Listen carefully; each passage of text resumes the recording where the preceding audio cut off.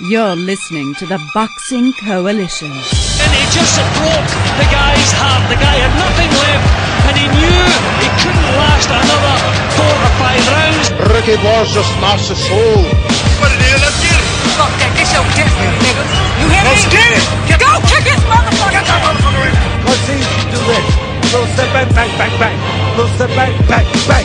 Bang, bang, bang, bang, bang, bang. Try and stop it. Bang, bang. Here I come. Bang. You want to throw sometime? Bang. Body shot. Boom, boom, boom, boom. Go to the body. Kill that body. You took his nuts, now you gotta take his heart. Yeah, take his whole soul away. Yeah, get out of here, Dale. I'll see you later. Find someone credible. Get out of here. He was higher than a motherfucker. I'll tell you, he was stoned as fuck. No, it's only a majority decision if there was an even score. There's no even score here. You're an official, right? You're an official of the state. Well, then you don't understand how to score. Oh, my God. Unbelievable. The crowd here on Fuego. He's ready to be whooped, man. He's ready to be whooped. He's ready to be whooped. And Hammerbuster has stopped it. Wow. That is going to be controversial. But you really liked to stand toe-to-toe with him in the 12th round, even if you thought you won the fight. It was on. Did you like that? I love you. Hello, and welcome to the Boxing Coalition, a place to discuss anything boxing. We have a rotating panel of hosts that consist of Chemo, Mao Alpha, Cam, Daniel Lim, and MV Chu. If you want to have your say, call in on Skype. Just add Box Coalition and get involved in the show. Hi guys, and welcome to another edition of the Boxing Coalition. My name's Cam. Joining me tonight are Nota, Black Ski Mask Joe, Ari Gold Boss, and Kevin Horn. How's it going, fellas? Chillin'. Going good, man. We just had a good weekend. Yeah, there was some. We had a good weekend and another big one coming up, man. This is as hyped as I've been. Finally, some decent boxing after a few weeks of dryness when we had nothing. Like even a few people complained about the Coalition show going like 2 hours, just because there wasn't much to talk about. But as Ari said to me offline, today is definitely going to be a 3 hour. So let's get into it. I want to speak about the Frampton fight first, because as much as I love the voice, like they do favour American fights, which is fair enough because they're based in America. But definitely, we need Did they even talk about the Frampton fight? I think someone mentioned it that called in. I think, but a couple of people brought it up. I know Chu did. Chu brought it up, and also with that fight, I think Ness hasn't had at the time of the show. Shout out to Ness as well, because he did that show. I think he was driving, and I think someone else was hosting the show. So respect for that, because he didn't have to do that. He could have just rested it and did it on Tuesday. But yeah, he still had the show, so that was good. But yeah, Frampton Martinez2 in Belfast in the outdoor arena. Looked cold as fuck up in there, but yo, they put definitely on a great performance. Let me go to Nota. Nota, you saw that. What did you think? Yeah, man. It was a good fight. In general, though, I'd say Frampton kind of controlled the pace most of the way, and he had enough of a lead kind of the whole way through that I didn't see too much drama, going like his way as far as Kiko Martinez coming back on him. But Martinez definitely had some moments where I saw that it appeared like he kind of would stun Frampton here and there, but Frampton was able to kind of recover quickly, and Kiko was unable to capitalize. And especially once Martinez started to tire out, he wasn't able to quite, do that side-to-side head movement, peekaboo type deal, and he was a more open target. So, I mean, that pretty much left him in the dust as far as Frampton being able to control the distance and the pace. But, I mean, it was a good fight, and he closed strong, man. Frampton closed strong, and, he gets my props for doing the damn thing against what I thought was an improved Kiko. And actually, I would say it was an improved Kiko, because he definitely did better than in the first fight from the looks of it.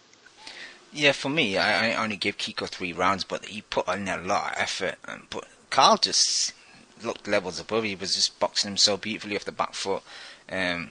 Kiko only started really having success, I think, maybe after the 6th, 7th round, where I don't know if it was Frampton slowing down or just trying to take a rest. and he closed the range a bit better. Kiko did, and then he was catching. I think it was the body work. To be honest with you, I think some of that body work from Kiko managed to slow Frampton up a little bit, but he just wasn't able to keep it up quite enough to slow him down and completely stop him in his tracks so that he could tee off. So yeah.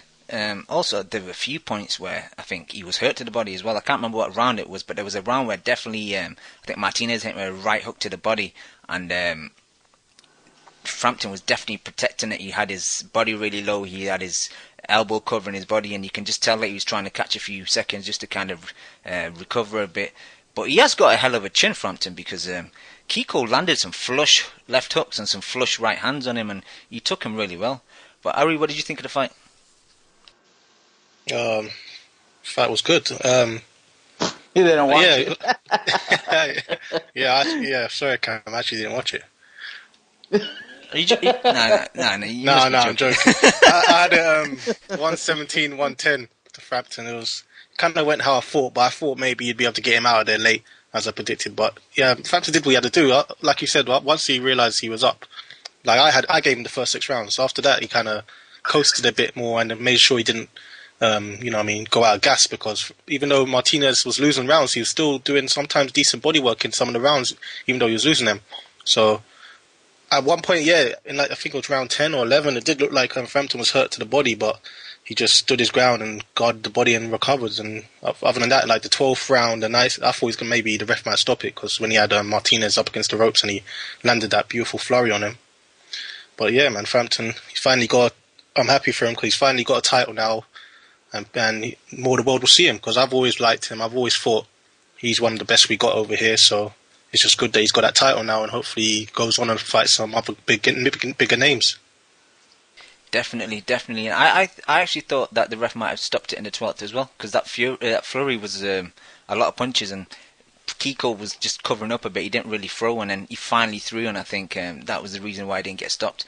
But one thing I did really enjoy was the fact that Frampton kind of still started to trade and try to flow combinations, even in 11th and 12th, where like he could have kind of shut up shop and just got on his bike and just thought, fuck this, I've won the fight, no point taking a risk. But the crowd were great, man.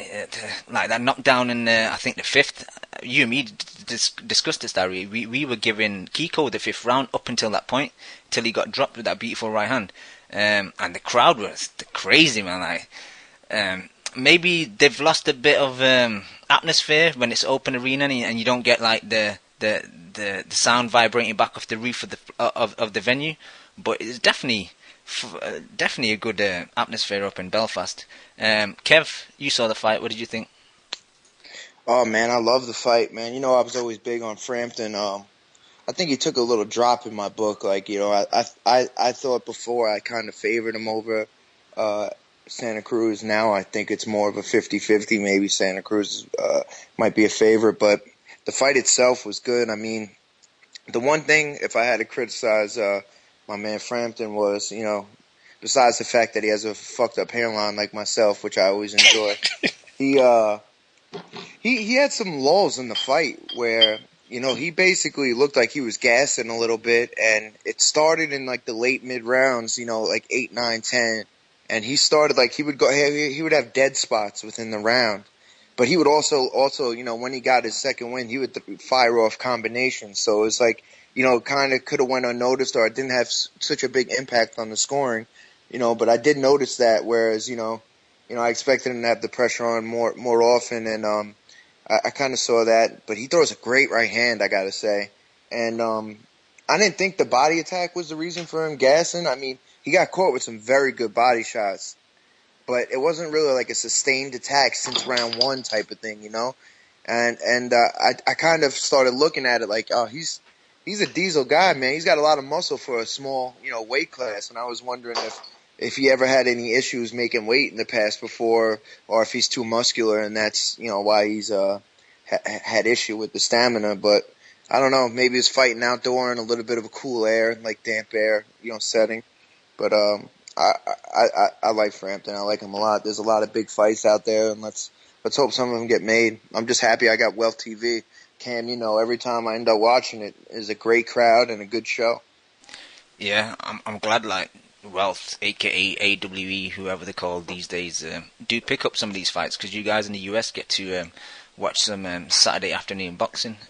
Especially Saturday afternoon, Cam, when it's not great weather and you get to just sit in the house, you know what I mean? It's good to have something like that on that's live. Exactly. Instead of having to catch it on tape delay, which is awesome. Exactly. But who was that hot chick that was on the commercials, those boxing commercials? I think we had different commercials to you, so I'm not sure. Oh, man. Unbelievable. Unbelievable. All right. My bad, off topic. Yo, you can mention chicks at any point of this show. If a hot chick needs to get mentioned, you can mention her. Yeah, if I find the name, I'll definitely shoot out the link. Yeah, man. Hey, man. Yeah, That's you my... gotta screenshot that next time, Kev. You gotta it was unbelievable. She did a full-out boxing commercial, hitting the speed bag, the heavy bag, doing jump rope. I was like, holy cow. Yeah, that's my wife you're talking about there, buddy. Yo, Joe, I was going to go to you next. Joe, what did you think of the fight? Oh, man, I thought it was unbelievable, man. I think I was the only guy that kind of had it kind of close, man. I had it 112, 115. No, I think I had it around different than you, Joe. I think I had it like 116, 111, something like that. So I was more in line with Cam. We had 3 rounds, yeah. Yeah. Actually, I think I gave Kiko like 5 rounds. I can't see 5. 5 rounds. Yeah, I think you had it. I think if I remember right, I think you had it 7-5, Joe, because I think I had it 8-4 if I'm remembering correctly. Yeah. No, there was points. I'm gonna tell you right now. There was points where Kiko Martinez was just working him and he was just charging him.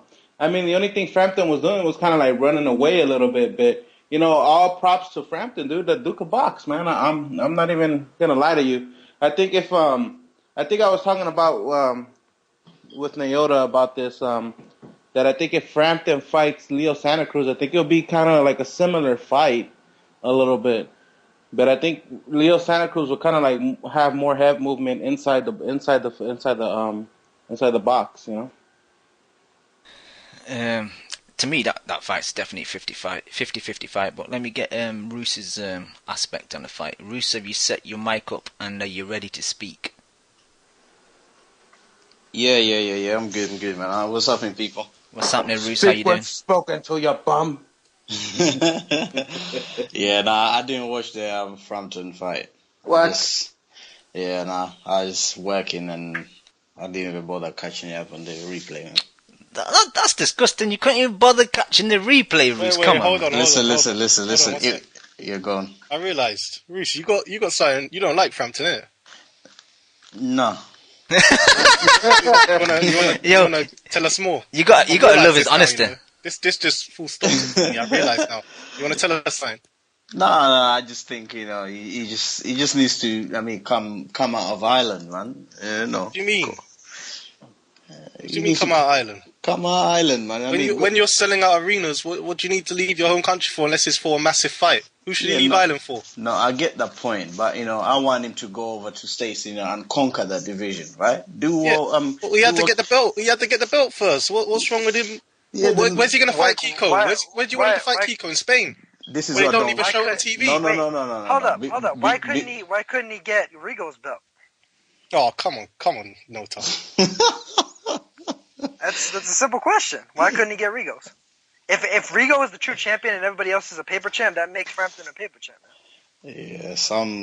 Nah, for me, it's just like, look, if you're good enough, right? You've had like what, 2 years? People saying that you're the best, and you still ain't come out of Ireland. No one. Bruce, come on. What are you talking about? Selling, I'll say it again. If you're he just sold out a 16K arena and he's a small weight. No one does that. Well, I mean, who's selling out like him? Why are you going to leave when you're making money? No, I get that. Where do you want him to go? I'm just saying, it's my opinion. For me, right, I like people to go and conquer. Even if you sell, sometimes, go out there, and just, show people like, yeah, what's up? I'm here. Even though I'm not selling, but I'm coming and I'm whooping you. And then I'm going back there and I'm selling. That's all I'm saying. Well, let's see what he does now, because now he's got the belt. That's what I'm trying to say. He got the belt. Not like he had the belt before. He wasn't the champion. He's got the belt now. I agree, mate. Yeah, now if I want to see Santa Cruz, I wouldn't mind seeing Rigondeaux as well. Obviously, Rigondeaux don't sell, so Rigondeaux must have to come to Ireland. But Santa Cruz, I'd love if he goes to Vegas and fought on like a Mayweather undercard or sign against Santa Cruz in a unification. You know what I mean? Yeah. But what can you do if Santa Cruz don't want to fight? Luis Santa Cruz is getting it. Yo, we need to get Kell Brook on the line in a bit, Bruce, just to see if he's okay after his stabbing incident. Yeah, no, for me, like, I just think, well, like you say, Ari, for the next year, 2 years, it'll be very, I'll be very, very critical of him, just, what kind of moves he'd make after now. You sound like a Hearn fanboy. I think you got a bit of Hearn in you. Well, he's a boss. Would you be saying this if you didn't leave Hearn? No, I wouldn't. So I'll be honest. You basically admitted what you basically just proved me right then. No, it's not that whether he left Hearn or not, right? I'm just saying, obviously I can't talk shit about Matchroom or Hearn because, boy, they could be listening, So wait. Bruce, we're supposed to be unbiased here, Well, he's my boss, innit? So, he pays the bills. Come on, Bruce. Cam, you better get this guy out of here, Yeah, Cam don't pay the bills, man. Yo, I'm broke myself. I can't pay no bills, man. Fuck this shit. Yeah, no, but also I had a feeling like, it could be, kind of similar as the first fight. So I was just like, nah, man. I didn't look forward to it, man. But props to him anyway. Yo, Dan, you got a bit of mic noise. Giggles. What's happening, Dan? The return. Hey, Mr. Giggles. Hey, Dan, you're loud, man. I'm loud? Yeah. You hear background noise? Yeah. It's not too bad, though. What's happening, Dan? Not much, man. Not much. Yo, Dan, how's everyone? Dan, someone tweeted me the other day and said they miss you, man. I was quite surprised. Yeah? What was that individual's name? I think his name was Neil. It was either Neil or Mashi. They tweet the coalition to him. There was a couple people in the Boxing Voice chat that were requesting your presence also, and they wanted you to talk to Ness. They want you to call into the voice. So I don't know, man. I don't know. I got my snow snatched a long time ago, my friend. Your snow? I'm not the same person that I once was, This working life has drained me forever. But Dan, did you catch the Kiko Frampton fight? I did not. Hold on 1 second. He's like driving and cooking at the same time, right? I think he's buying a soda. Yeah, I'm actually outside right now, and I just got demoted. Oh damn! No, I'm just kidding. It's I'm just on my way back home. But I'm fine now. I'm sorry about that. Sorry about that, guys. What are you guys talking about? Well, what boxing did you see, Len? I saw all the fights. I saw the fights in Cincinnati. All that ratchet shit. Jump on it, man. What you think? What you think about it? Not much. To tell you the truth. I mean, I don't know. Adrian Broner. I don't really like him. I don't think he's very good. I think Matthysse didn't really prove anything, and I don't know. I guess you're right, Nauta. I guess Ortiz is a fucking bum, but I don't know. The thing that I was most shocked about was how much Andre Berto got paid this weekend. He got paid $400,000 for that fight. Did you guys know that? Yeah, they just posted the Vic from the Boxing Voice throughout the salaries for the purses for the fight night. It was unbelievable. I've been looking for that. I was curious. Basically $2 million in fighters' salaries for the Broner get a mil for that, yeah? Yeah, Broner got a mil. I think Broner got 1 or 1.1. Taylor got 100. Berto got 400. Matthysse got 370. I don't know what their opponents got, but it just goes to show you that, I really don't understand where they're getting all this money from, because, at least HBO, who's the network that has like 8 million more viewers, they're Showtime's losing money, man. That's what it comes down to. Is continuing to make these bullshit ass cards, Yeah, as soon as big boy Floyd leaves, they're gonna be having a lot more money to spend that shit. I don't think so, because Al Heyman's still gonna be around, so they're still gonna play for this bullshit. I think their business plan was to get Floyd on, to get the hype, and the first year they spent so much money putting on good shows, and they had a better year than HBO, and they thought that was going to up their subscriptions, and it just didn't. It just didn't at all. It didn't work. and that's why we're getting worse fights this year, because even putting on all those fights last year, it didn't help one bit in subscribers. Because at the end of the day, boxing fans are a very small population, and we're not going any, like, we're so small. We're already factored into the count. Like, I guarantee there's very few boxing fans that have one HBO and not Showtime, or Showtime and not HBO. So that's why when, like, the ratings discrepancies come up, and, like, you know, Stevenson did 500,000 on HBO, and he did a mil on HBO and like 560,000 on Showtime, and everybody's like, well, HBO has more subscribers. But you know what? The boxing fan is the boxing fan. They're gonna watch that. I don't think the people who sign up for Game of Thrones are the ones that are staying are the ones that are staying in on a Saturday night at 10 o'clock to watch boxing. If they're not boxing fans. So I think the numbers are bullshit. It don't matter that HBO has more subscribers than the ratings, like, because it is what it is. Yeah, I believe that too. But I think you gotta take into factor, you know, this year's kind of been shitty for boxing as far as like politically inside what's going on in boxing with like Golden Boy and Richard Schaefer and all this bullshit, man. It's just like everything's going into cahoots, man. But I think as soon as next year starts, I think, or probably by the end of this year, we're probably gonna start seeing a lot more fights that probably we want to see, you know. But all that bullshit is coming from Showtime's side. Exactly, and the shitty fights are the shitty ratings. So, yeah, that's besides the point. I feel. I don't know. I could be completely off base, but I don't know. I like I said, I don't think the difference in subscribers is the boxing fan. Nobody's staying in Saturday at 8 at night, you know, to watch boxing if you're not a boxing fan. And I think the boxing fans are the same amount that subscribe to both. I don't know. Yeah. Yeah, the only reason why I got HBO was because of shows like Touchdown, you know, and Field Goal. That's it. Like, you know, they create the best shows, man. Exactly. That's why I'm Team HBO for life, man. But you know, regarding the whole thing, like, you know, Ski Master, you thinking all optimistic and shit. I mean, unless Al Heyman is out the door, shit isn't gonna change, my man. Yeah. Hey, well, Jay-Z's right there, right? He's about to come up, I guess. And Jay-Z has nothing to do with Showtime. Yeah, Jay-Z just got ousted by Al Heyman, so what are you trying to say? Yeah, right? Fucking Kid Chocolate giving up his fucking belt. What a puss. I guess so. But yeah, I mean, I don't know. Like, regarding this past weekend, like, I was thinking, oh, today is going to be a big show, but, I mean, what is there really to talk about? What happened this weekend? What did we learn? And the thing is, we have, and HBO always did this, which is why I think Stevenson's ratings were so high when he fought on HBO, is because they would set up the fight by putting the same guys on the card together, or on a card within like a week, a couple weeks of each other, knowing that, all right, this is the showcase for the fight that they're going to have next fight. There's zero faith in my mind.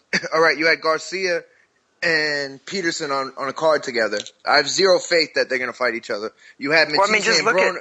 You have Matthysse and Broner on a card together. I have zero faith that they're going to fight each other later in the year. So yeah, just look at how many times they had Santa Cruz and Mars on the same card. They didn't let Santa Cruz anywhere near Mars. And I know that for a fact. So yeah, Dan, they wouldn't even say hi to each other in the fucking dressing room and shit, man. To answer your question, Dan, I just thought this week, obviously, we had the two cards, the Belfast one and the Cincinnati one. We had Chocolatito and Yagashi. We had Segura and Estrada. And then obviously we got a preview next weekend's fights. We got one in Manchester, and we got one in, obviously, everyone knows the one in Vegas. And also a tiny bit of news about David Hay. And we forgot last week to discuss Nonito Donaire versus Walters. So yeah, we have got quite a bit to cover. Does anyone specifically want to get into the Broner fight? For me, I'll just give my 2 cents. Broner shows like spurts of like excellence, but he just like fundamentally he's flawed. Like he does so many like basic errors. You just think, how has this guy got so far? How is he getting $1 million for this fight? Like just fundamentally wise. But yeah, that's just my 2 cents. The thing that I mean, kind $1 of million can pretty. Go for it. Go. No, the $1 million can pretty much be summed up by he brings the crowd. That's where that comes from. It has nothing to do with skills at all. I mean, Arturo Gatti wasn't an elite fighter, but he packed the house. That's where that comes from. But I agree with you about Broner showing some brilliance, like in terms of offense, and like when he starts putting punches together in combination and stuff, he does it about as good as anybody does. He's really offensively just all there. The problem is when he kind of lays back and tries to play defense, he's not that great at it. I was gonna say that you're totally right. It's like when he just goes back in straight lines and lies on the ropes. Like he doesn't use any lateral movement at all. Yeah, no, not really much head movement, and he doesn't really tuck his chin correctly in a way that can really hide his head, because his temple is wide open to getting hit with the overhand right almost every single time. Yep. I wouldn't go as far to say as he has offensive brilliance, because the fact of the matter is he's flat-footed. He don't use his legs when he punches. He kind of slaps, and he goes minutes. Like one round, the first minute of the fight, he threw the first minute of the round, he threw 2 punches. You know what I mean? So I know what you're saying, because I'm personally probably the biggest Broner fan here, because I like watching his style. He is offensive minded, and I love when like the DeMarco style fight where he stands. Same thing with Taylor here, and they just trade. You go, I go. You go, I go. But that's not necessarily brilliant. So I know what you're saying though, because he is aggressive minded, and he lets it hang out and lets him flow. Yeah. But I love his left hook to the body. I think it's really good, and it's crazy how hard it is when he's not even generating any leverage by using his hips or his legs.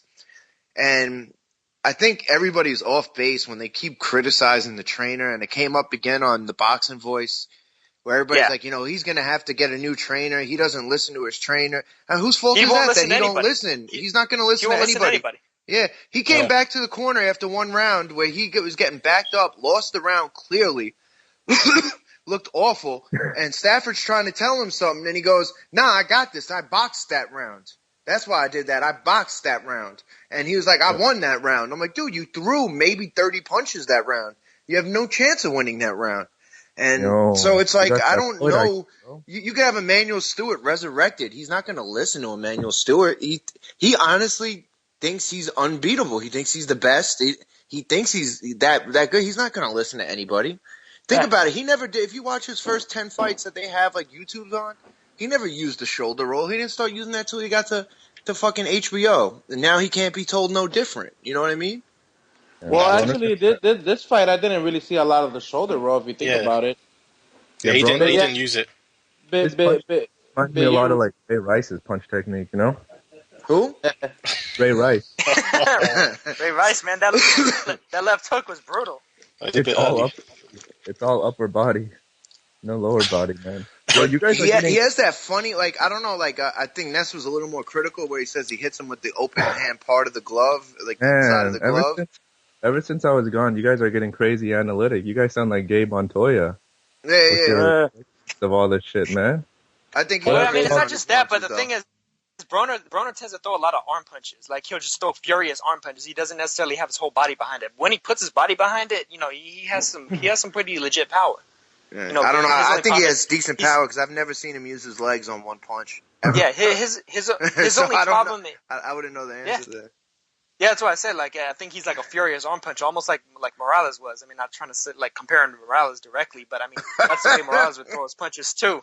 Morales would, he would just throw his fucking arm out there like he was trying to throw a baseball pitch or some shit. He reminded me of Muhammad Ali too, because they're both boxers and they're both black. But guy's crazy, man. That's saying. But see, one of Broner's other flaws too is the fact that he still seems a little bit scared to throw when the opponent's throwing a lot of the time. Like it's either he's on defense or he's all the way on offense. He doesn't really transition do both at the same time. Because he's just not good enough? No, it was because I think it's a little bit of both. Because against DeMarco, he showed some of it. Against DeMarco, I'd say he showed a little bit of it. But I think I'm still not sure if he quite has the confidence level in his hand speed and power in order to overcome that. No. It's because Broner knew that Taylor was, he was a difficult opponent because he was an African American. I thought it was so corny as fuck, right? What, your joke? No, his interview. Well, yeah, that too. But I mean, he was corny as fuck on his post-fight interview, man. No, I enjoyed the post-interview, man. I don't know. Nah, but he's copying John Pascal now, though. I think people are too hard on him. I think it goes more to what Lim was saying. He's just not that good, Like Exactly. he fought Emmanuel Taylor, and people are complaining about the matchup. But that's his level. He's an Emmanuel Taylor level fighter, and I just think he's. I think people kill him about he has flaws. Every fighter has flaws. Floyd Mayweather has no power. Some people have no chins. Like I don't know. But he just has more than others because he's not that good. He's a low B level fighter who's a fringe title contender, but he's never going to dominate a weight class or have a long title run where he's knocking off top guys. It's just I don't think it's ever going to happen. No, yeah, until he sorts out the flat-footedness, because I can't believe how flat-footed it is. It's just he's 24 in his 30th, almost 25, 26 fights or 30 fights. If he's never had it yet, he's not going to have it. He's flat-footed. Yeah. That's what he is. He was going on the ropes, and he's not. Any time if you actually go back and see the fight, whenever he was on the ropes, he never threw a punch. So what's the point of going on the ropes? And them ropes are loose, so you're not going to do nothing when you're halfway out the ring. As I've ever seen. He was in the second row. He was in the second row of the seat sometimes with how loose it was. So until he sorts out, back like and he better hope he doesn't get his wish as well, because Matthysse will knock him out inside 6. Yo, and honestly, what's up with everyone giving so much praise? What's up with everyone giving so much praise to Broner for calling out Matthysse? It doesn't mean he's going to fight him. I mean, this is the guy who just ducked John Molina. No, I'm not giving props, but I'm saying that he better not get his wish. He did duck John Molina. He ducked John Molina, but now we're going to think because on TV he said he wants to fight Matthysse that he's going to fight Matthysse? Well, Heyman most probably want to make it because they can still, they can still do a bit with Broner. And they wouldn't just do it if he gets knocked out by Matthysse, would they? That shit ain't never gonna happen, man. And shout out to Broner's brush, man. We saw you fucking brushing Mathisse's hair. Yo, guys, do you think Matthysse versus Broner would be a blowout? Because obviously he did well against Maidana, and I kind of put Maidana in slightly ahead of Matthysse. I think they're about the same level. I mean, I wouldn't think it would be a blowout, but I mean, personally, I'd favor Matthysse by knockout. I mean, I think it would be competitive, sure, but I think just the way the styles match up, and I can get into that later. Once we're all done, completely analyzing these fights. And stuff. Matthysse just throws shorter, more concise punches than Maidana does. Yeah, I mean, more compact. He does shorter, more compact, quicker, more accurate. I'm not saying he's a better fighter than Maidana, but it's just a different style, and I'd pick him to knock him out in like 8 rounds. And Broner in this fight, Taylor's not a big puncher, and Broner got shook up a couple times. He went straight to holding and straight to covering up a couple times. I think the only way to beat Matthysse is if you have power to keep him honest. That's why Molina and Danny did so well against him, because they have power. Mm-hmm. That's a good point. Bruce, I don't think they're going to match up Broner with any punchers anytime soon. I think that second round against a light punching 135-pounder Carlos Molina, where he rocked him with that overhand right. And sure did. Broner bounced back to the ropes and acted like nothing happened, shook his head to the crowd, and started clowning, but he was holding on while he was clowning. I think that one punch right there set the tone that he's never going to fight a puncher ever again. And also, not to get too analytical and shit, but if you notice, Broner, he tries to parry off his opponent's punches too much. You know what I mean? Like, he try to block it with his paw, but he'll throw it all the way down to the point where every punch that follows after that initial jab is there for the taking. So, I think Garcia must have seen that, because that's how he had Maidana catch the left hook on Broner every time. He tried parrying the jabs and punches with his right hand, and he dropped his hand all the way down to his waist. Yeah, he would jab to the body a couple times. Broner would anticipate the jab to the body and boom, and come around with the left hook right to the jaw. He's just, I don't know, man. I think he just watched too many videos of Floyd on his VCR when he was a kid, and then he just fucked it all up, He just never got that style down right, and that's why his defense is so shitty, man. I mean, from what I've heard, in the amateurs, he used to fight a little bit more like a Roy Jones type. So, I mean, I'm guessing that's just like what he likes to do. He just likes to kind of copy the flavor of the month, so to speak. So. Okay. Bruce? Kind of like... Bruce, what did you think of Broner's performance? I enjoyed it, man. I thought, despite his flaws, I knew he was going to be flawed anyway, so I wasn't paying too much attention on that. For me, it was just a case of entertain me. And actually, I fell asleep on the what's the first card, man? Berto. Berto. Yeah, Berto made me fall asleep, and I missed the whole card, right? So the next day I went on Simbros, and actually I was like, you know what, let me just watch the fight that I really wanted to watch, which was the Broner one. And I was so entertained, man. I just, from the entrance to the fight and the post-match interview, I was entertained, man. I wasn't really looking to analyze his technique or whatever, because I knew he was flawed anyway. I just wanted to be entertained. That chain snatching of Rich Homie Quan was pretty entertaining too. And I also feel like the whole it was hard for Matthysse, their card was put in the middle, so it's like the first card, it was okay, you could kind of get away with it, the crowd could get into it. But when Matthysse was fighting, it's just like no one cared. Like the whole crowd, just no one gave a fuck. It's like you brought two Argentina guys in the most ratchet place in Ohio. They didn't care, man. So, but the Broner one just he stole the show, man. Which two Argentinians? Because that Ortiz was Mexican, I think. He's a Mexican, okay. Yeah, I think he was Mexican. Wow. But that's a good point. Like maybe they should have put Matthysse on Floyd's card. But anyway, guys, I got a question.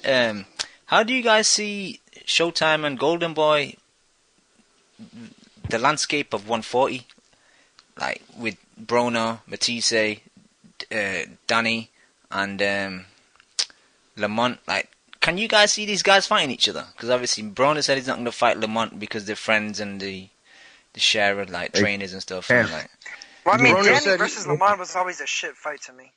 You mean Showtime and Heyman, right? Yeah, Heyman. Ken, you said Showtime and Golden Boy, right? Yeah, sorry, I meant Heyman. Yeah. Exactly. Then I don't see them fighting one another. Yeah, and even Broner in an interview said, "How am I going to fight Danny? They'd have to pay us both $10 million each." He's out of his fucking mind. Yeah. I don't see any of these fights. That's also the same interview where he said, "I already have a Hall of Fame resume at this point." Yeah. But I mean, I don't see any fights happening. He's got 3 titles at 3 different weight classes, son. Yeah. That's and Paulie was the best fighter that he's lifted a belt from. Yeah. And he defended each title all of nunts. Nunts times. But to answer your question, Cam, I think Broner makes for fun fights. Like I said, I'm with Roos. I'm not analyzing his flaws at this point. They're not changing. I think he has fun fights, but I don't see any of these guys fighting each other as long as Heyman is there, unless Heyman does what people think he's going to do and gets his own boxing network, and that's when he starts putting on fights. But until then, I think he's trying to protect his fighters, and I don't see, Broner doesn't want to fight Peterson, which I think would be a very fun fight. Garcia might move up. I don't think anybody wants any part of Herrera, and what else is really out there? I don't know if anybody wants to fight Lundy, now that Lundy's with Lamont and Broner in the same camp, who's going to fight? Can you guys see Herrera Matthysse? Yeah, see, all that friendliness bullshit just pisses me off. You should want to go in there and annihilate all of your opposition at that weight class. But go ahead, Ken. I just said, can you guys see Herrera getting matched up with Matthysse? I could see. No, I don't know. I could. I think those are the only two that don't have the swing to basically I don't know. I think they're more likely to be the workhorses and fight who they have to Well, fight. that's the thing, though. Herrera's not a Heyman fighter, though. Heyman fighter. I'd pick Matthysse over Herrera in a close fight. I could see them doing that just to see that if Lucas gets a good win over Herrera, that kind of sets up the rematch with Garcia, kind of, if he doesn't step up. But yeah. Who's Molina Jr. fighting this week on Show Extreme? Is he matched up well? Humberto Soto, man. Humberto Soto. He's washed up. Yeah, he's washed. Yeah, so he's the one that Matthysse finally got knocked out by Matthysse a few years ago. So Molina is another guy who's signed by Al Heyman, and I do think he risks any of his top guys to potentially get Mickey Bade by fucking Molina. So there's so many talent. There's a lot of fun fights out there at 140, but I don't have any faith that any of them happen anytime soon. Well, I could kind of see if he kind of matches some of the guys that aren't the big sellers against each other. I could imagine that. But none of them are big sellers except Danny and Broner. That's what I'm saying. I mean, I could see them maybe like throwing like Molina Peterson or something like that. But the only problem is there isn't enough precedent for them doing that before. The only one was Fernando Guerrero and Quillen. I think the only chance of a good fight is if Danny drops the strap and we get a purse bid situation or something like that, and maybe we get like a Ruslan versus Broner or Ruslan versus Molina or something like that. But outside of a purse bid, I don't know what we're gonna get. Yeah, whatever happened to my boy Pistol versus Swift? Garcia. You're a victim, you mean? They've got the purse bid supposed to be coming up actually. Yeah. Yeah, okay. It might even. I think it's might be this week. I'm not sure. Yeah, Beast Mode in the chat said Herrera versus Matthysse is Oscar versus Heyman. I forgot about that because I get a bit lost with who's signed to who and who's working with who.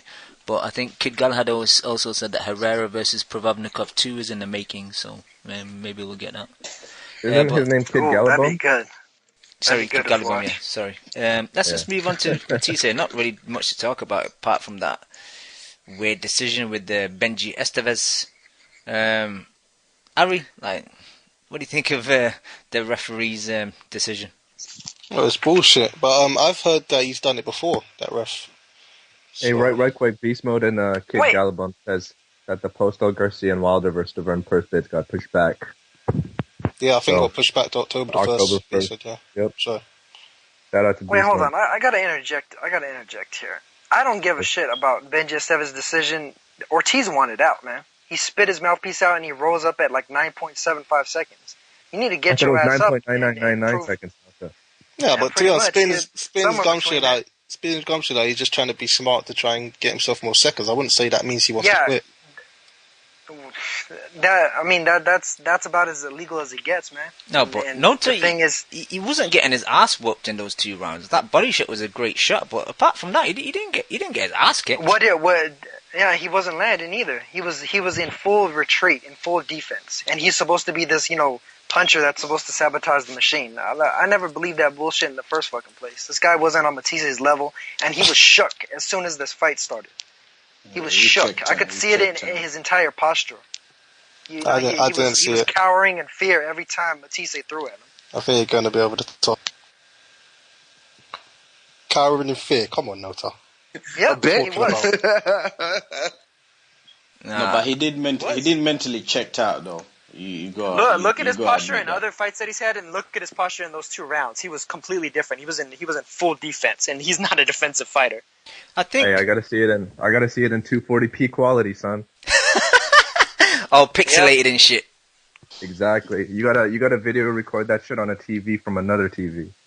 That's how I gotta see it. Unless it's that quality, I can't analyze it. I'm sorry, man. Can't do it. But like I said before, man, like this whole weekend of fights on the Showtime card, it's not that interesting, right? Not too much to talk about, in my opinion. Well, I mean, the Berto Upshaw fight was pretty fun for about 5 rounds. Yeah, but in the end, what does that fight mean? I think that's Slim's point is that all right, we learned. Well, Berto's speaking of which, than we thought, but we learned that Berto's even more shot than we thought, and is probably not a threat to anybody, which we already thought. So what is it, there's no ramifications of any of the fights really on the card. Well, the only thing is, I think Berto might be a little bit of a liability now, though, is the thing. Like, he might lose to any of these guys that he's supposed to be beating easy, you know what I mean? So, I could imagine them feeding him, like trying to give him to Garcia or something, for his first fight at 147. I think they'll feed Berto to Thurman. That's what I was thinking as well. That wouldn't even last 2 rounds. Wow. I think that's a hard sell, because, Thurman already beat the guy that knocked Berto out. R.I.P. son. If in a year and a half we have 2 fights for Thurman, and one of them is a washed-up Diaz, and the other is Andre Berto, like, thank you, Al Heyman. Thank God, and thank you, Al Heyman. Yeah. Fuck Al Heyman, man. He's ruining my sport, man. The only reason I mention that is because they're both from Florida, so I thought, like, maybe they'll have a little fight, maybe in the middle, maybe Orlando somewhere, and just try and set up a fight I could definitely Florida. see it happening, Cam. Now that you say it, unfortunately, it's not beyond the realm of possibility. I guess it's totally plausible. I guess 2014 and 2015 is the year of the ratchet fight cities, right? Try to get all of these arenas to be as ratchet as you can, right? Just get all fucking... On that point about the arena, does anyone know the attendance for that fight? Over 8,000. Oh, that's pretty good. That's pretty good, man. That's pretty good. No, I thought Broner would sell more than that. Was it I was thinking 10. It's also pretty good. What's the capacity for that arena, though? Oh, okay. I'm asking. Was the fact that the fight over there in Belfast, I heard the first time they fought was like about 6,000 or 8,000, and then this time around it was like 9,000, and then this time around was like 16,000 to 18,000, right? Yeah, the first time they fought, the capacity of that arena was 9, so obviously that was the maximum they could get. So that's why they had to build this outdoor arena, because to my knowledge, there's no outdoor venue or no indoor venue that has a high capacity in Belfast. Man, you guys are straight up shitting on the fucking StubHub, man. Yeah, man, they did an Aram. Aram wanted to build that Las Vegas shit. They actually did it, unlike Aram. In the car park. Guys, let me just get to Chad, who's on the line. Chad, are you there? Yeah, I'm here. Can you guys hear me? Yeah, we can hear you, Chad. What's happening? Hello? You okay? Hello? Sweet. Hello. Well, that should. What's going on, Chad? Are you driving? Yeah, I'm driving. Yeah. Hey, Chad, where are you from again? You're from Texas, right? Yeah, man, it's freaking scorching hot over here, so I'm freaking... I have my Chad, AC on. You ever hang out with Ephraim for president? You guys ever kick it together? Milk some cows? He's from Texas? Yeah, he's from, what do you call it? I think, like Fort Worth? I don't know, some bullshit. Yeah, he's from that area. Yeah. So what you doing in the car, Chad? Oh, man, driving home. I skipped out of work early. Nice. That's the way to do it, man. Get on that welfare. I'm not one of those boxing voice callers. Like hey, what'd you think about the Showtime card, man? If you want to talk about that. Man, I was surprised to see the ghost of Rod Salka there in the corner. Oh yeah, giving advice.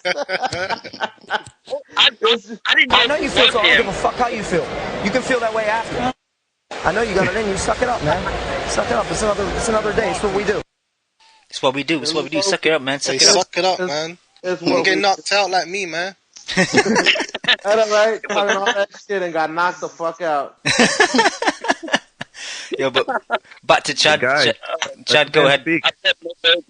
I bet midway through that training camp, how Rod Salka had to fight Danny Garcia. He was like, "Oh crap, this fool just got knocked out and he's training me." It fucked up upshot his confidence a bit. But Chad, what do you think about Adrian Broner's performance? Adrian Broner? Yeah. Oh man, he showed some brilliance in there. I liked when he, it was kind of like you hit me, I'm going to hit you back at times, because Adrian Broner did look spectacular, and I think it was I think it's the 8th round where he just started just beating on Taylor for, a full on combination. It was nasty. He looked good, but then he would stop punching and then he looked terrible. So it's just like where do you kind of break Broner apart as far as he looks spectacular when his offense is going. He's putting combinations together. He does slap a little with his punches, especially with the left hooks. He doesn't really turn them over at all. And I was kind of fishy on that because at the level that he's at, he's at the top of the 140 division, as far as name recognition goes, and he's still slapping. That's something that really needs to be addressed in camp. It's not just this fight that I noticed. I noticed it in the Maidana fight. He's just not turning over his shots. So that's a real problem for me. And he kind of looked like at times the way Andre Berto looked, because Andre Berto always slaps with his left hooks. So I don't know, man. It's just I like Broner just because of his entertainment factor, but as far as his eliteness, it's not very high, man. I just don't think he's very elite at all. I think once you get to like John Molina Jr. is pretty much where his end cap is, I don't think that Adrian Broner can go past John Molina Jr. He might get the win, but other than that, he doesn't impress me. He's on that Mickey Bay level then, right? Yeah, exactly. I think he is Mickey Bay. Hey, you think if he fights Molina Jr., you think he does that J. Leon Love twerk? Maybe. He did do the kind of like a hoedown when he got knocked down by stanky leg Maidana the first time. So I thought I think he thought his lip fell off or something. He looked like he had to pick up his lip. So I don't know, man. I'm not too impressed with Broner. Actually, I wasn't too impressed with the entire card at all. Broner was in there with Emmanuel Taylor, an ESPN level fighter. It doesn't matter if these guys, they work hard to get to where they're at, as far as fighting on ESPN. And for them to get that shot, of course they're going to fight, a little bit tougher, but they're still that ESPN level fighter. He still lost to Chris Algieri. I like Chris Algieri's foot movement, but come on, let's just be real. I don't think he's going to be able to, do much against Manny Pacquiao. I might be eating my words later, but I just don't see it. There's nothing that convinces me as far as Taylor's resume that, can say, oh, this is a great win for Broner. No. When I was listening to the Boxing Voice yesterday, it was ridiculous. Everybody's like, oh, Taylor's, did great. Yeah, it's more about how Taylor did versus how Adrian did, You're surprised at how good Taylor did versus somebody who was supposed to just get destroyed, who was supposed to be doing the destroying, and it was kind of ridiculous. I don't know, man. I feel like there's a lot of nut huggers. Sorry to switch subjects, but I'm kind of over this Showtime card. You want to talk about the upcoming fight on Saturday? Are you interested in that fight at all? The Maidana Floyd fight? Or any of the undercards too? Well, I think actually I'm kind of excited. It's going to be weird, but I'm excited for the Humberto Soto and John Molina Jr. fight. I think that's going to be actually the best card on that undercard. I'm actually looking forward for the Angulo fight, man. He's moving up in weight, so I can't wait to see what he'll do. You're just excited just so you could do your fucking impressions on the following Monday. I'm dead serious because I'm actually an Angulo fan, man. To be honest with you. Well, to get back to what Chad was talking about, though, I could see that being a good fight. Soto's always been a pretty crafty, aggressive type of boxer. He's always been had good boxing skills, but he uses it in an aggressive fashion. So, he'll be right there in front of Molina, trying to do his own work, and Molina will have a target, ready to he's going to try and knock him the fuck out of there. So that could definitely be a good fight. Even against Matthysse, it took Matthysse a little while to break Soto down. But just in general though, Soto's definitely not what he once was, which was, a guy that was a legit threat to the Morales, Barreras, and Pacquiao's of the world. Yeah, I think that whole card is pretty much trash. I mean, that Vasquez fight, I mean, who really is going to want to sit through the Vasquez fight? I mean, if you appreciate it, that's great. But if, you know, most of the casual fans are not going to appreciate that fight at all, I don't think. I'm not a casual really fan, know and I have no boxing, desire though, to watch you're gonna- Vasquez. Yeah, I mean, But if you really know boxing, though, you're gonna want to watch Vasquez because you got to know boxing in order to watch that. I'm just fucking with you. all right, Ness. Yeah, man, I don't see anything good as far as that card goes. I mean, the main event is going to be pretty good if Maidana can put on a show like last time, but that's if he can. I mean, Floyd might have already made adjustments to where, you know, he's tried out every situation. I mean, he's already been in the ring with Maidana, so that surprise factor is a little bit cut off. I mean, what can Maidana do except, you know, not smother his shots, you know, and try to fight from the outside? But then you got Floyd. What do you think, though, about if Maidana comes in better shape and straightens out his every time he gets a chance? So, God damn. Somebody had their phone on pleasure mode. sorry. Somebody was giving me a call. Sorry. Say it again. You got a Hitachi?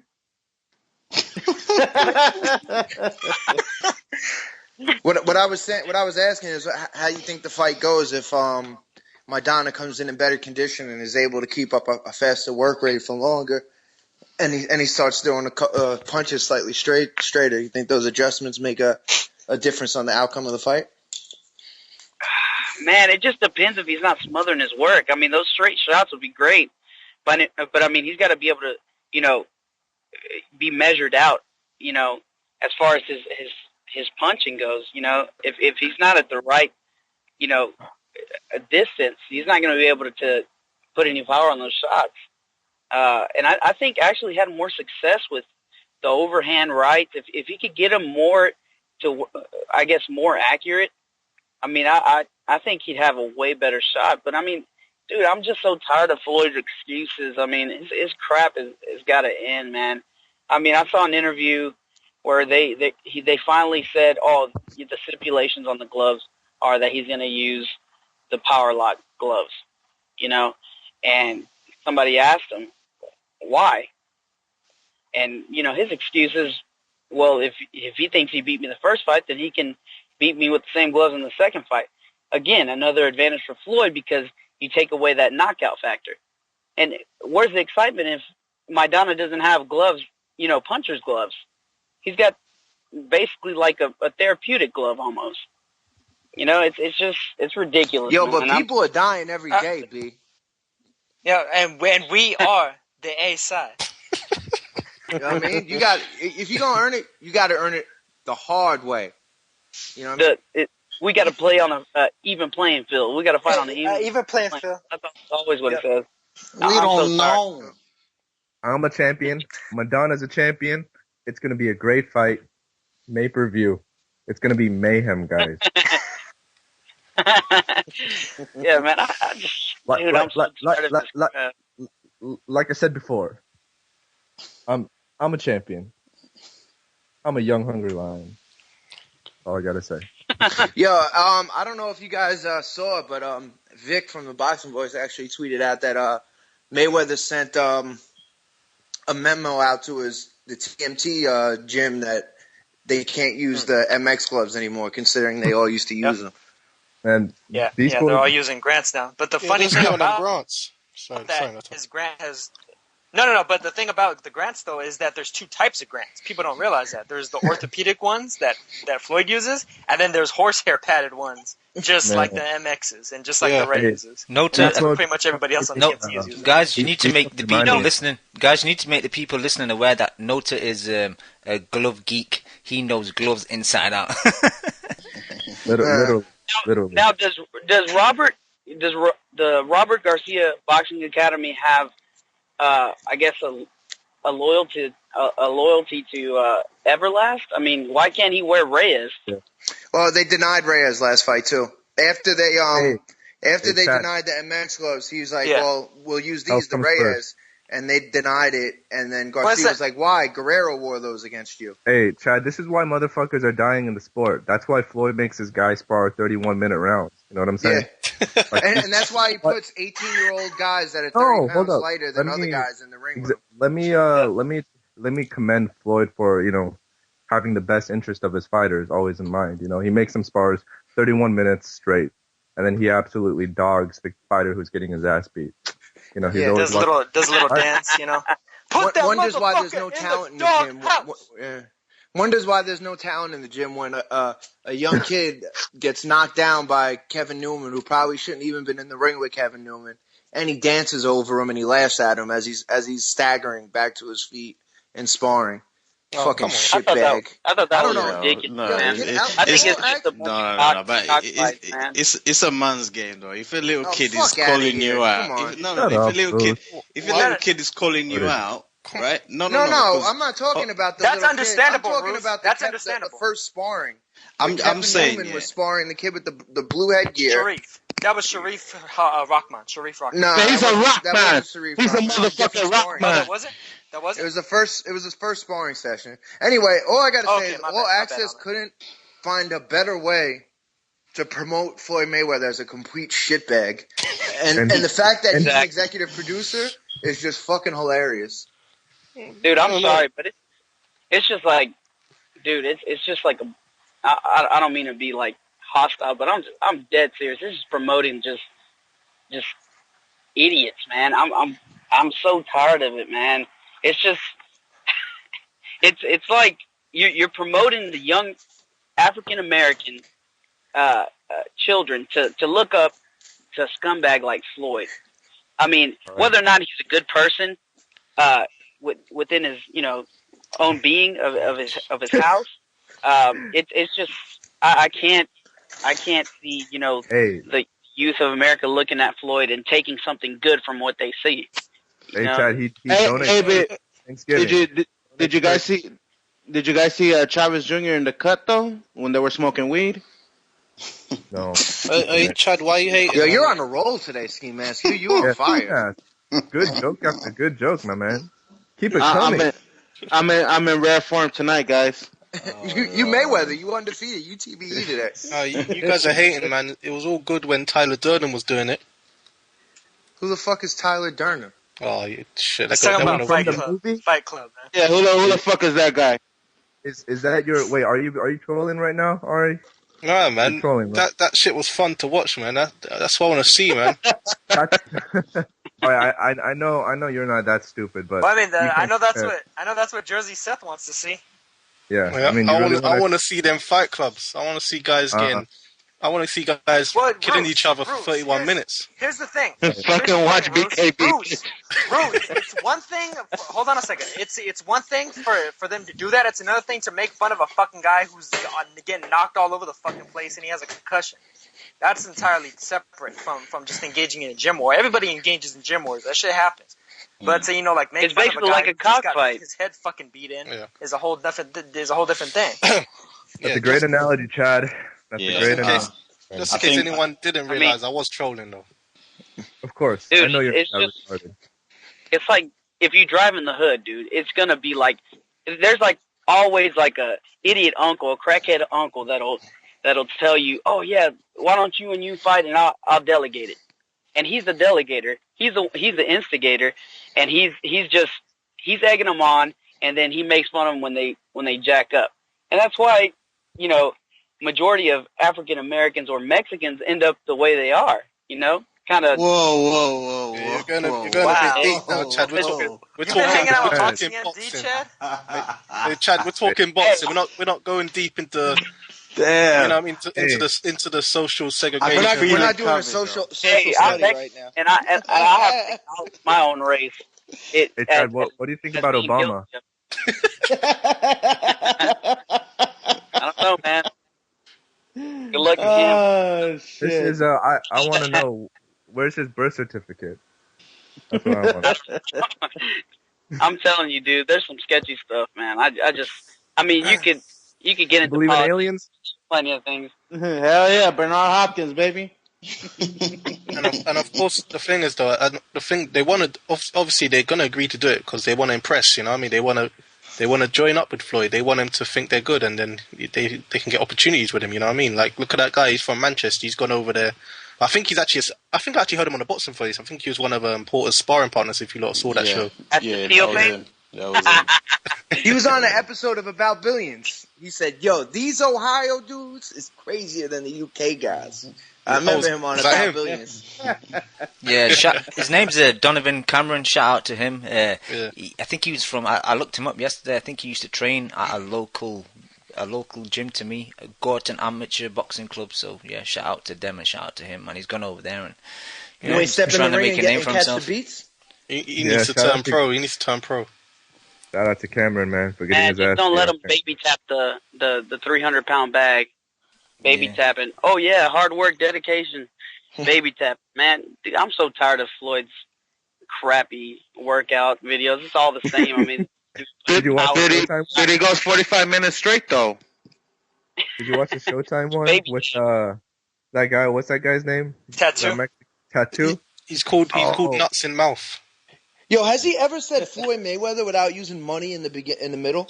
Floyd Money Mayweather. Guys, everybody, Floyd Money Mayweather. Floyd Money Mayweather is the champion of the world. He's the pound-for-pound greatest, TBE. That guy used to come out in the radio. They're wiping off his gloves, and he's about to work the bag now. You don't just see his speed; you hear his speed. Yo, Chad, is there anything else? Because I need to get some more callers. Nah, not off the top of my head. If I think of anything else, I'll ring back in or I'll take. Hey Chad, word of advice: try to avoid some black people for the next couple of days. Right? I don't want to. And before you trek down the hood, hit us up with a 5-star review. Oh man! Yeah. Right. Thanks a lot, Chad. I didn't say that. I didn't say that. Right. Let me get to. Long live the king of all kings, and we say. Long live the king! Long live the king! What up? Not this fucking bum. What's up? What's up? What's up? What's up, motherfucker? What's good, man? What you want to talk about, Jay? Fights. I was about to say that just to get a little mad, but I was like, nah, I can't even say that shit on there. What are you gonna say? What y'all want to know? Oh, that. I thought you were gonna say Canelo was a faggot. No, that would have really hurt my feelings. Nah, hell no. I wouldn't even disrespect you like that. That's a little too over the line. I hear you. What do you want to talk about? What you think of the fights, man? I thought they were pretty good, man. You sent that fucking link, Nauta, and I thought it was gonna be the main event, and it turned out into some fucking chick fighting. I was like, man, fuck this. I fucking switched it back to Showtime. Yeah, the undercard for was that the Ray Rice Jackie Nava.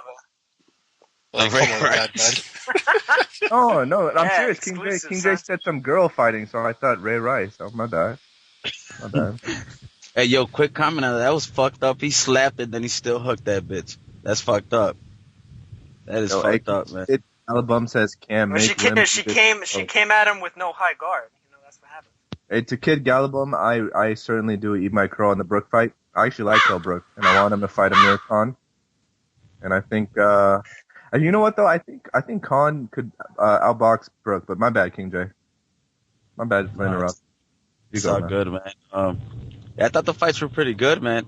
I kind of thought from the first fight, Berto, I wasn't too impressed at all, man. I don't know how he didn't get this guy out, man. Like, I thought before this, Berto was actually a puncher and shit, man. Obviously not, man. I don't know how he was not getting this guy out. And what was even more fucked up was when this guy actually he fucking landed every punch on Berto. Like, he didn't throw it off, but when he would throw, he'd fucking land on him. Berto is so stiff and has so little head movement. Yeah, I think it was a close fight, movement. Sorry, no. And on the Matthysse fight, I didn't want to believe Nauta. He kept saying that shit, man. The guy was a fucking bum, man. I'm agreeing with Nauta, man, because I reviewed some of his tapes, man, and he looked fucking nothing like that. Hell yeah, that motherfucker was scared. he was scared shitless in that fucking ring, man. Because I was watching some of his fights before that, and he looked fucking nothing like that. And all that, oh yeah, he got up. Fuck that shit. That motherfucker got up like when the corner asked the guy, do you want to continue? And first he checks if the fucking camera's around. That's what that motherfucker Exactly. That's what he, when they're sitting in the corner, do you want to continue? And they want to, fuck no. But if they see the camera, they just stay quiet. That's what he did. He got up in the last second like, oh man, they stopped the fight. Yeah, he didn't protest. He was just kind of like, oh, shucks. Hell yeah. If they would have told that motherfucker, hey, no, we could continue the fight. But no, fuck that. He would have admitted, fuck that, I quit. No, we're good. Yeah. He wasn't trying to get up from that. He wasn't getting his ass whooped bad, man, but you could tell he did not want to be in that fucking ring at that time. Yeah. And on that, on my boy AB, man, fuck, man, I thought he was going to be better this time around, man. He did what he was supposed to do, man, but I just think any fucking fighter with some punch in him, man, and that is a pressure fighter, Adrian Broner is going to lose 9 out of 10 times against a fighter like that, man. He's fucking horrible on the back foot, man. He's horrible, dude. Horrible. Like, he has no movement to begin with, and do that lane against the ropes. If he does that lane against the ropes against a Matthysse, Matthysse is going to fucking destroy him right there, man. Man, I wonder if he would, like, Pacquiao him, just, like, put him to sleep. Well, Broner would have to become a forward for him to do that, and that won't happen. And a lot of people say, well, he was able to withstand the Maidana. I mean, I don't know how the fuck to explain this, man, but I don't know. I think Matthysse has better compact punches. Maidana's not as accurate. That's just what it is. Maidana's just throwing bombs wherever they land, Matthysse is throwing accurate shots. So even if Matthysse doesn't have the raw power that Maidana does, he can still hurt you worse because he's landing cleaner. Yeah, exactly. And I don't know. I guess he has his compact punches, man, and he would fuck Broner up, man. But I what I do like about Broner, man, even though it's not crazy props, man, but he keeps it real, man. At least sometimes he says a lot of stupid, dumb shit. Well, 85%. Come on, man. I just do it. I mean, that he said. Let me just say one thing. That bullshit that he said like a week before the fight regarding a potential Peterson fight. I don't fuck with shit like that, man. What, just trolling and putting out the tweet? Exactly. That's not even trolling. I don't fuck with the. Yo, hold on, Jim Gray. No disrespect, but I knew it was going to be a tough fight because dude's black. Like, a South American beat your ass. No. I mean, no, but hold on. Before you go, though, the reason why I hated that shit so much was because I know that fighters who were on that card for like 3 or 4 hours, they were just they were fucking, very anxious because they didn't worried know about them losing their fight or not. Exactly. So they were calling Al Heyman, they were calling Golden Boy, they were asking, yo, am I still fighting? Am I still going to get my payday? You don't put other fighters, careers and lives in jeopardy like that, man. That's so like a Mike Perez or somebody who's not making that much money who has a chance to get on Showtime Extreme. I was referencing Mike Perez. I was referencing him exactly because I used to know Mike Perez when he first moved out to LA, and that guy's broke as shit. So, yeah, not a good look.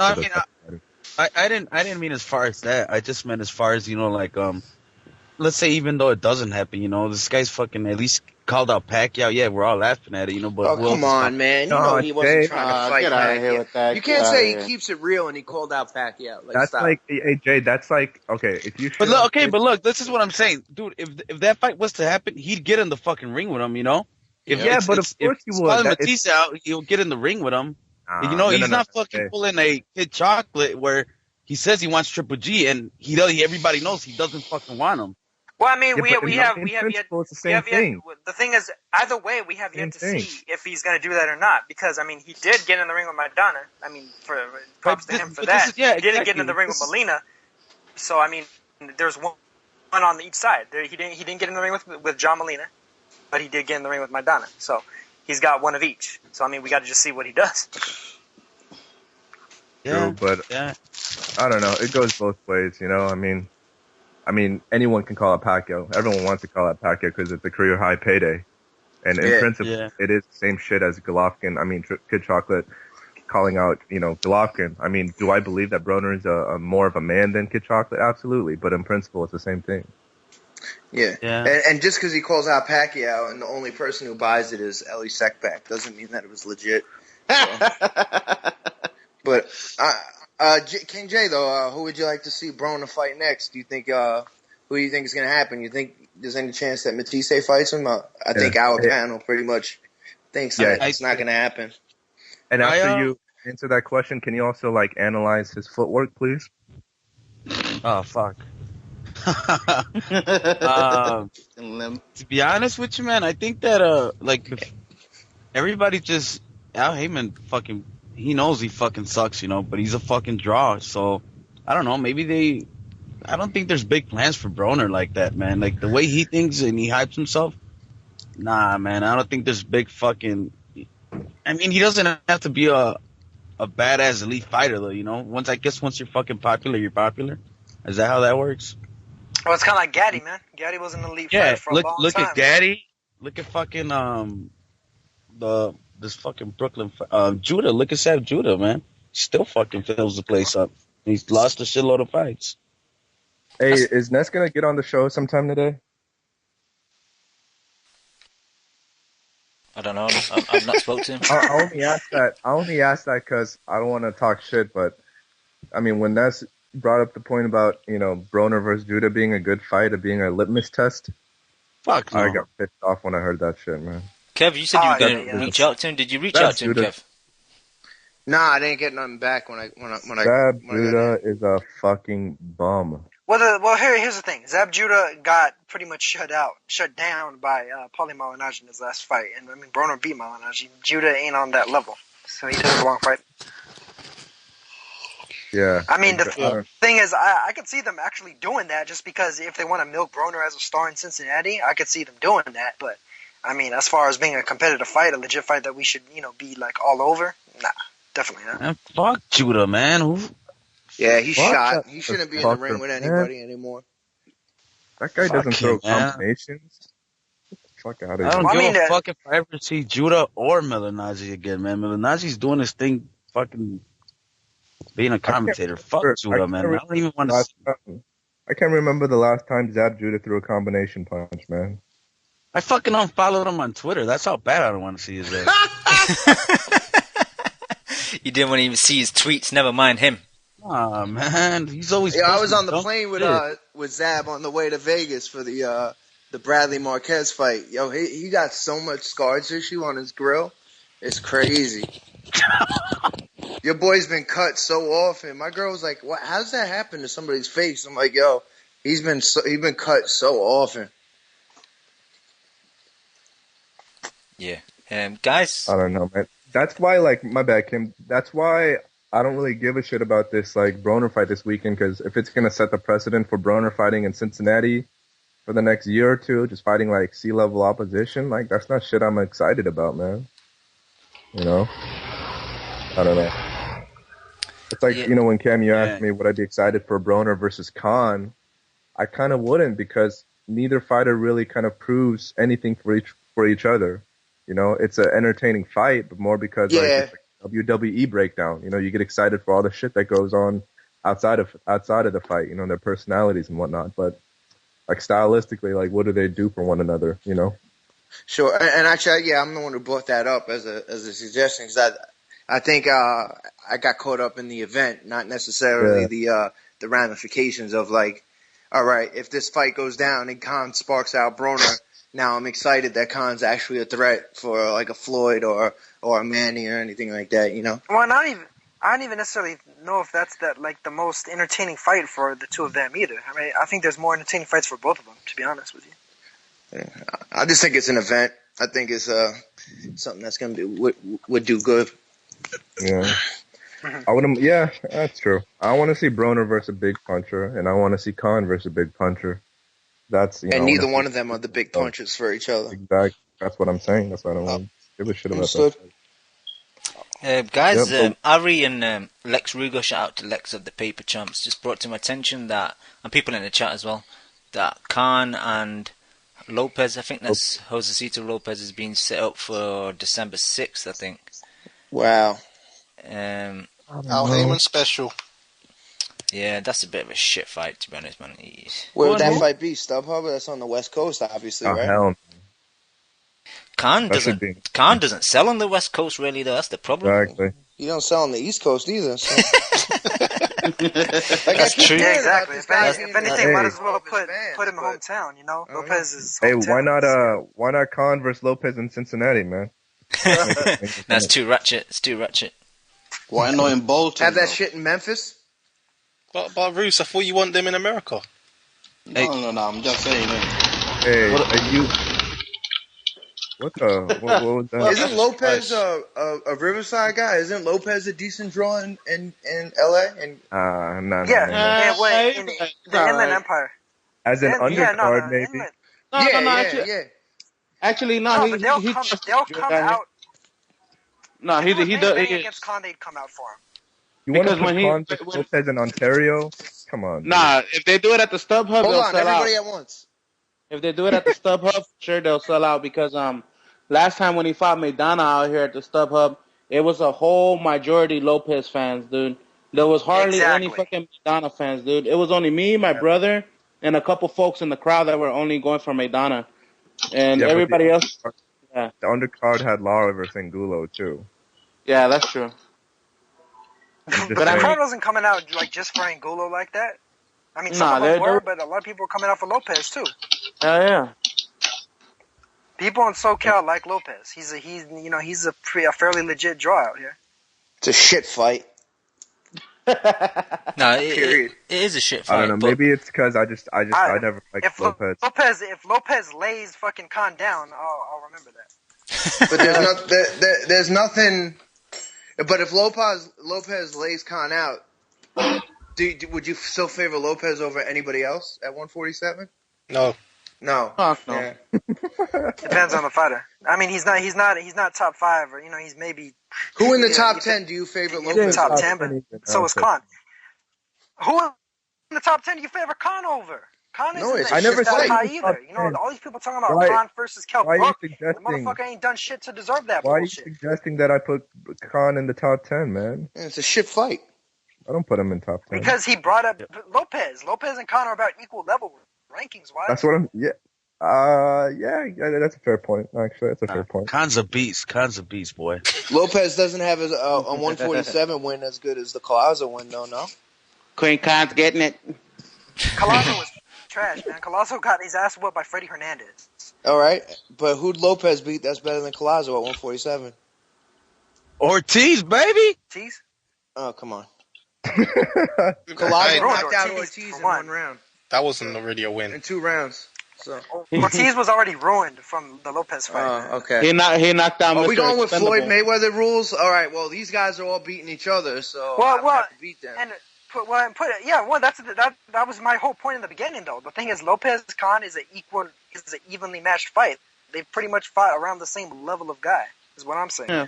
We're going around triangle theories and shit.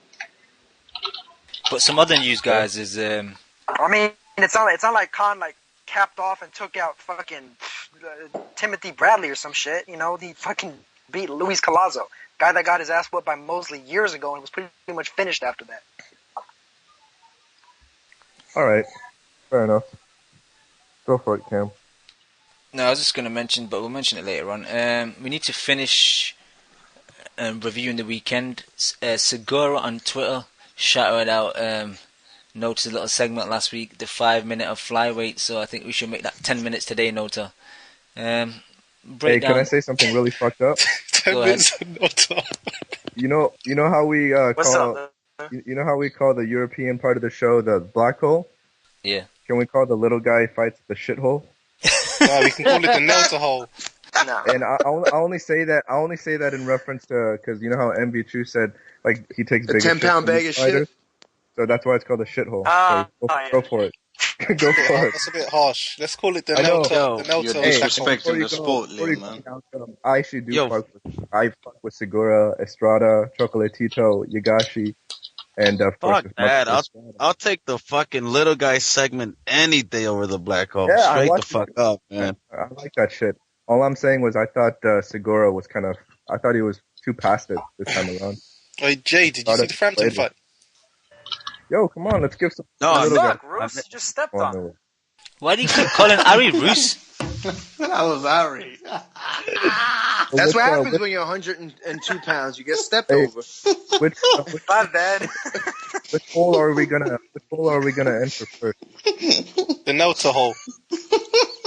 Pause. For the Nelta. Nah, but Pause. Lim, before you got stepped on. Before you got stepped on That's by a big Ari, ass pause, man. Before you got stepped on by Ari the boss, what were you gonna say though, Lim? About Segura I being just passive? pressed play. No, I just thought, like, I never thought Segura, like, I don't know. I never really liked Segura as a fighter, but that's just my opinion. He said Ari the boss.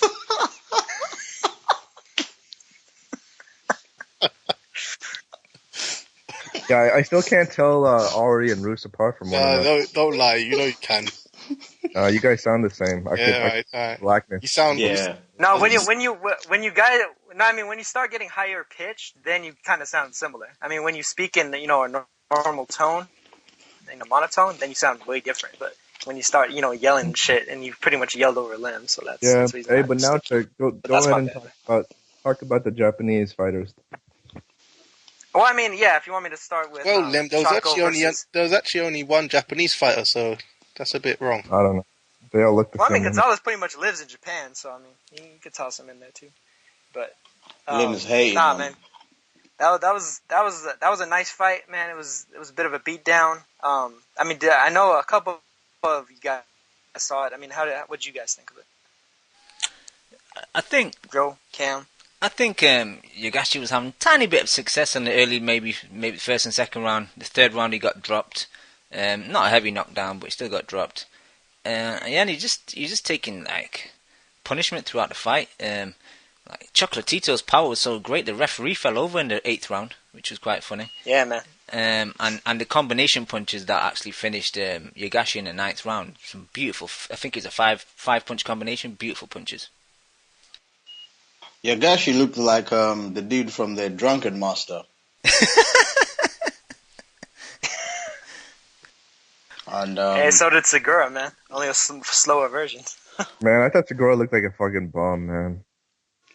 I mean, Well, I know a lot of Estrada that is. came out I know a and lot of he that. put- I know a Estrada lot of came that out is and put the Estrada, beats but I just thought still, man, the way he reacted to Estrada's, like, the way he came out to that fight, I just thought he looked awful, man. But big ups to Estrada, though. Dan, stop fucking up the flow. We're talking about Chocolatito. I'm sorry. Go ahead. All these guys, look the same to me. So, Ari, what did you think of the fight? You know what? I kind of skipped through a bit on Simbros, man. I'm not gonna lie. I didn't really watch it, so Disappointed in you, Ari. I Disappointed. just skip through the rounds and quickly see the stoppage, and yeah. Disappointed. What'd you think Wait, of the which one stoppage, then? you talking about the Gonzalez fight? Yeah, Yogashi versus Roman Gonzalez. Gonzalez, Yeah, that one I skipped through. I watched the Estrada one though. I Okay, think well, that was I'll get to that one in a second. Yeah, I enjoyed the Chocolatito one a bit more than the Estrada one. I don't know. Yeah, it was a little more competitive. I mean, Estrada versus Segura was a wash, man. I mean, Yeah. That was almost like Alvarez versus Angulo. And he just went in there and beat the living shit out of him for the whole time. And then he did like a little ollie shuffle in the 7th round and pretty much just pot shotted him the rest of the way until he knocked him out. Yeah, Roos, But, did you see? You said in the Skype chat you saw some of these. Which one did you see? I saw both of them, man. I saw both of them. I've actually got it played on mute right now, and I'm just watching it still. Yeah, he was. I think the what's the name? I keep forgetting their names, man. The one in Japan was Yogashi versus Gonzalez. We call him Chocolatito because that's his nickname.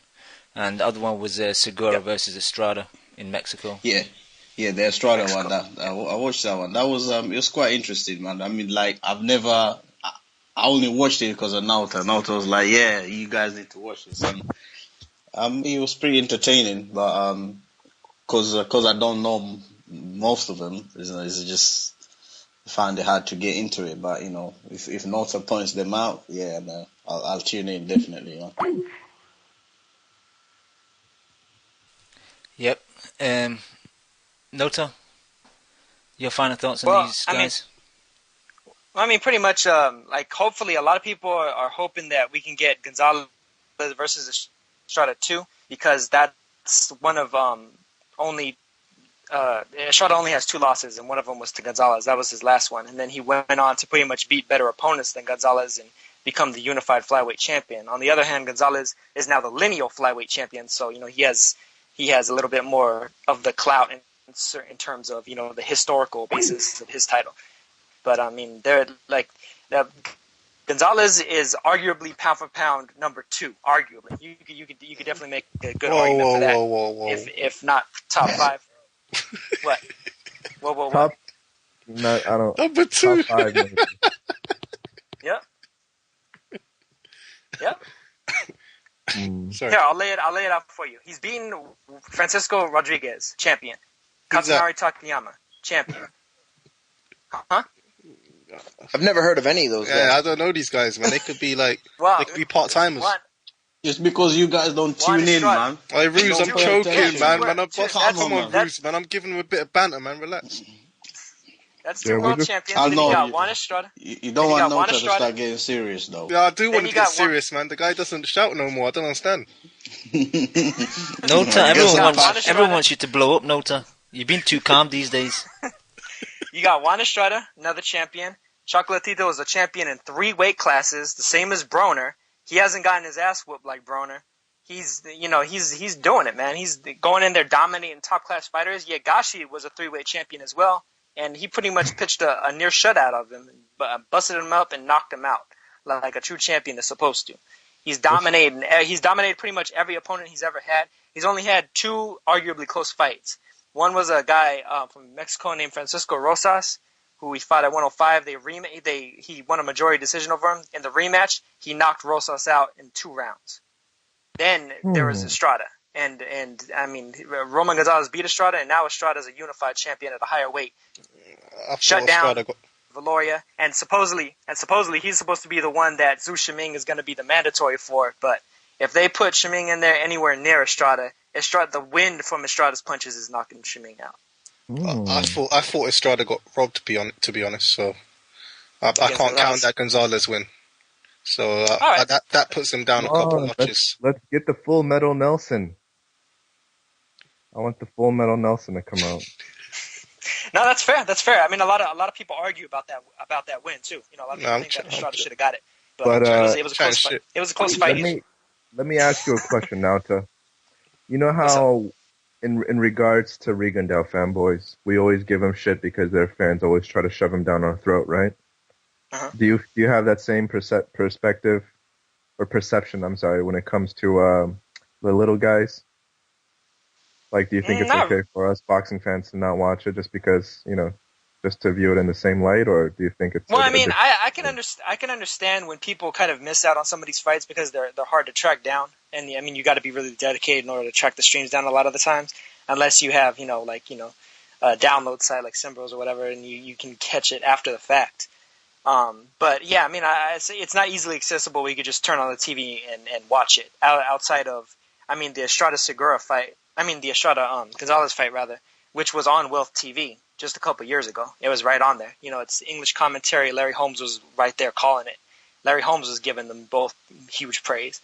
So, I mean, it's one of those things where if it was only televised more, I think fans would get more into it. And I've said it before, and I'll say it again, is that when it comes to especially a lot of these pay-per-view undercards, showcasing some of the little champions or whatever would be perfect for pay-per-view undercards because it's action-packed and they don't even necessarily have to pay these guys top dollar. The only problem is some of these guys that get paid more in their home countries, like in Japan, Mexico, whatever. I mean, shit, Estrada Segura pretty much sold out that arena down in Mexico City, 22,000 people. I mean, like, where else are they going to fight outside except there? But, I mean, there's a precedent of HBO, even doing those fights where they'll have the feed, the live feed, but they'll be in a studio in the U.S. just calling it instead. I don't know, man. I mean, I'd rather pay Berto $400,000 than pay these Estradas 4 times. You know what I mean? That's just my opinion. Yeah, it's tough for me to watch somebody. I feel like I could belly a back suplex and just shut down real quick. Okay, yeah, you watched Frampton. Frampton's a little bigger, 122. I usually don't really watch Frampton either. I pretty much stay at 135 and above. Yeah, fair enough. I watched Frampton but, I mean, the other fucked up hairline, so I got to support my brethren. Yeah. You want to move on from this? You want to move on from the shithole to the black hole, Cam? Yeah, hold up. We barely got in it. We barely got in it, man. Hold on, man. I ain't finished. It's been almost 10 minutes, man. Yeah, man, I haven't jumped in yet. My bad. Yeah, we got a couple more points, man. Just I wanted to also make note of the fact that, the thing is, if you don't know it exists, doesn't mean that it's not of quality. You know, a lot of people don't know a lot of people didn't used to know what a Bugatti was, but that's the top quality. Gonzalez, top quality, man, top quality fighter, top notch fighter.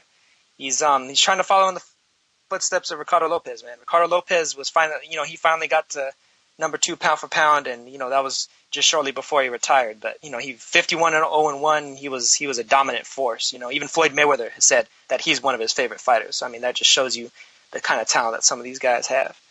But what do you guys want to say though?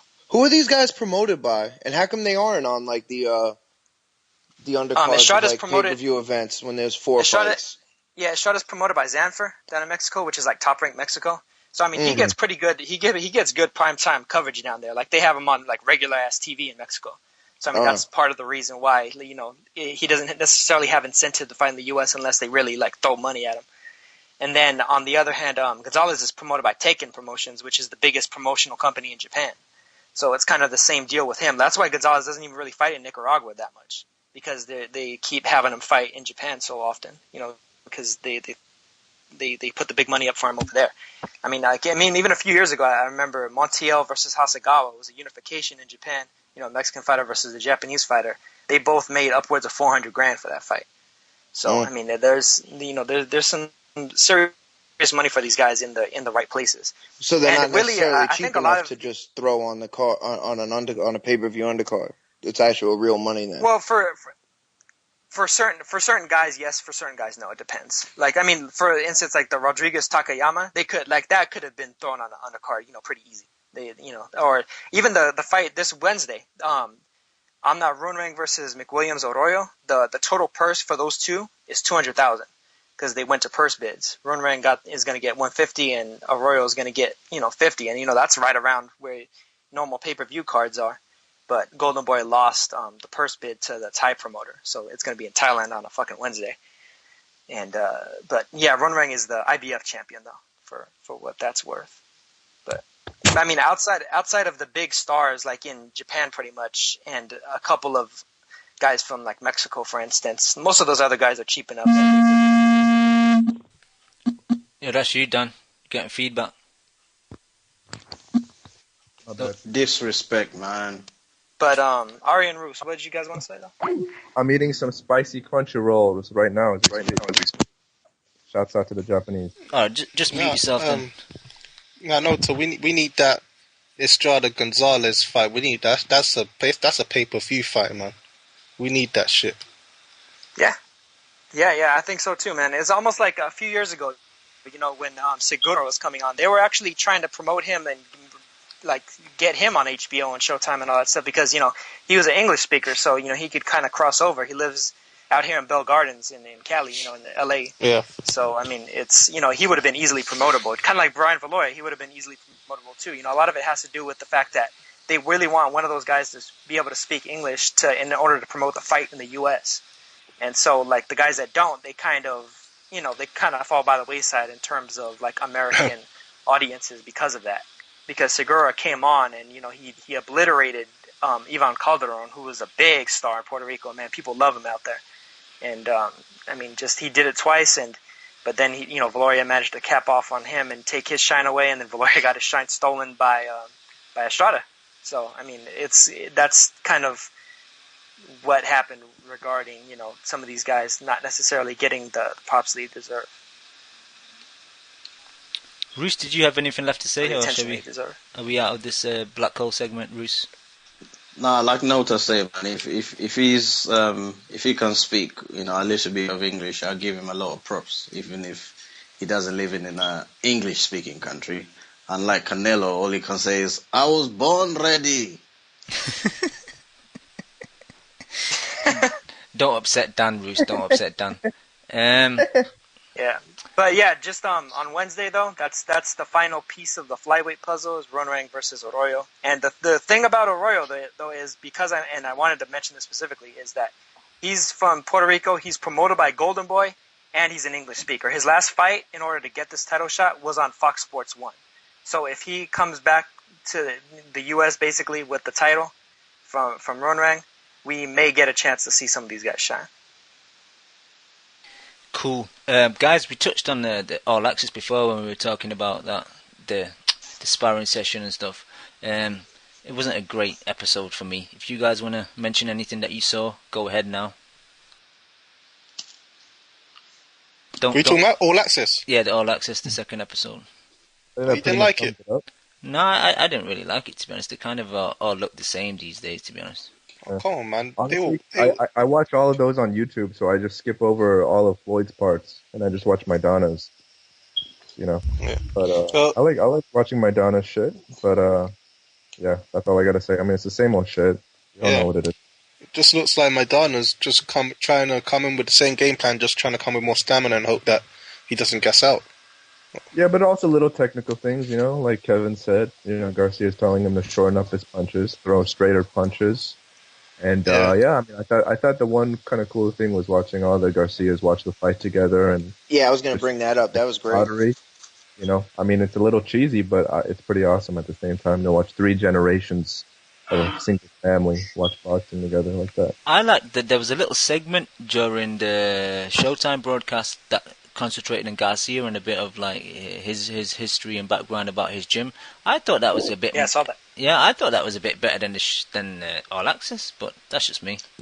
Yeah, they did like a 12-minute segment on Robert and his gym and stuff. That was pretty good. It was more introspective. Yeah. He just has to get Parkinson's and he'll be a star, you know? It's a bit wrong. Pretty much. Anything else, guys? Fucking limb went low blow. Freddie's my guy. He just has to hang out with Hollywood celebrities, and he'll be right in there. Yeah, guys, we got someone on the line called Gifted with Skill, but I'm not sure if it's Jas. So is that you? It's me. Yo, we got the legendary Jas in the chat, man. What's happening? It's been too long for you to call. Wow, Jas finally called in. Yeah, I called in, man. I had to eventually, but can I just quickly speak? Anything you want, go ahead.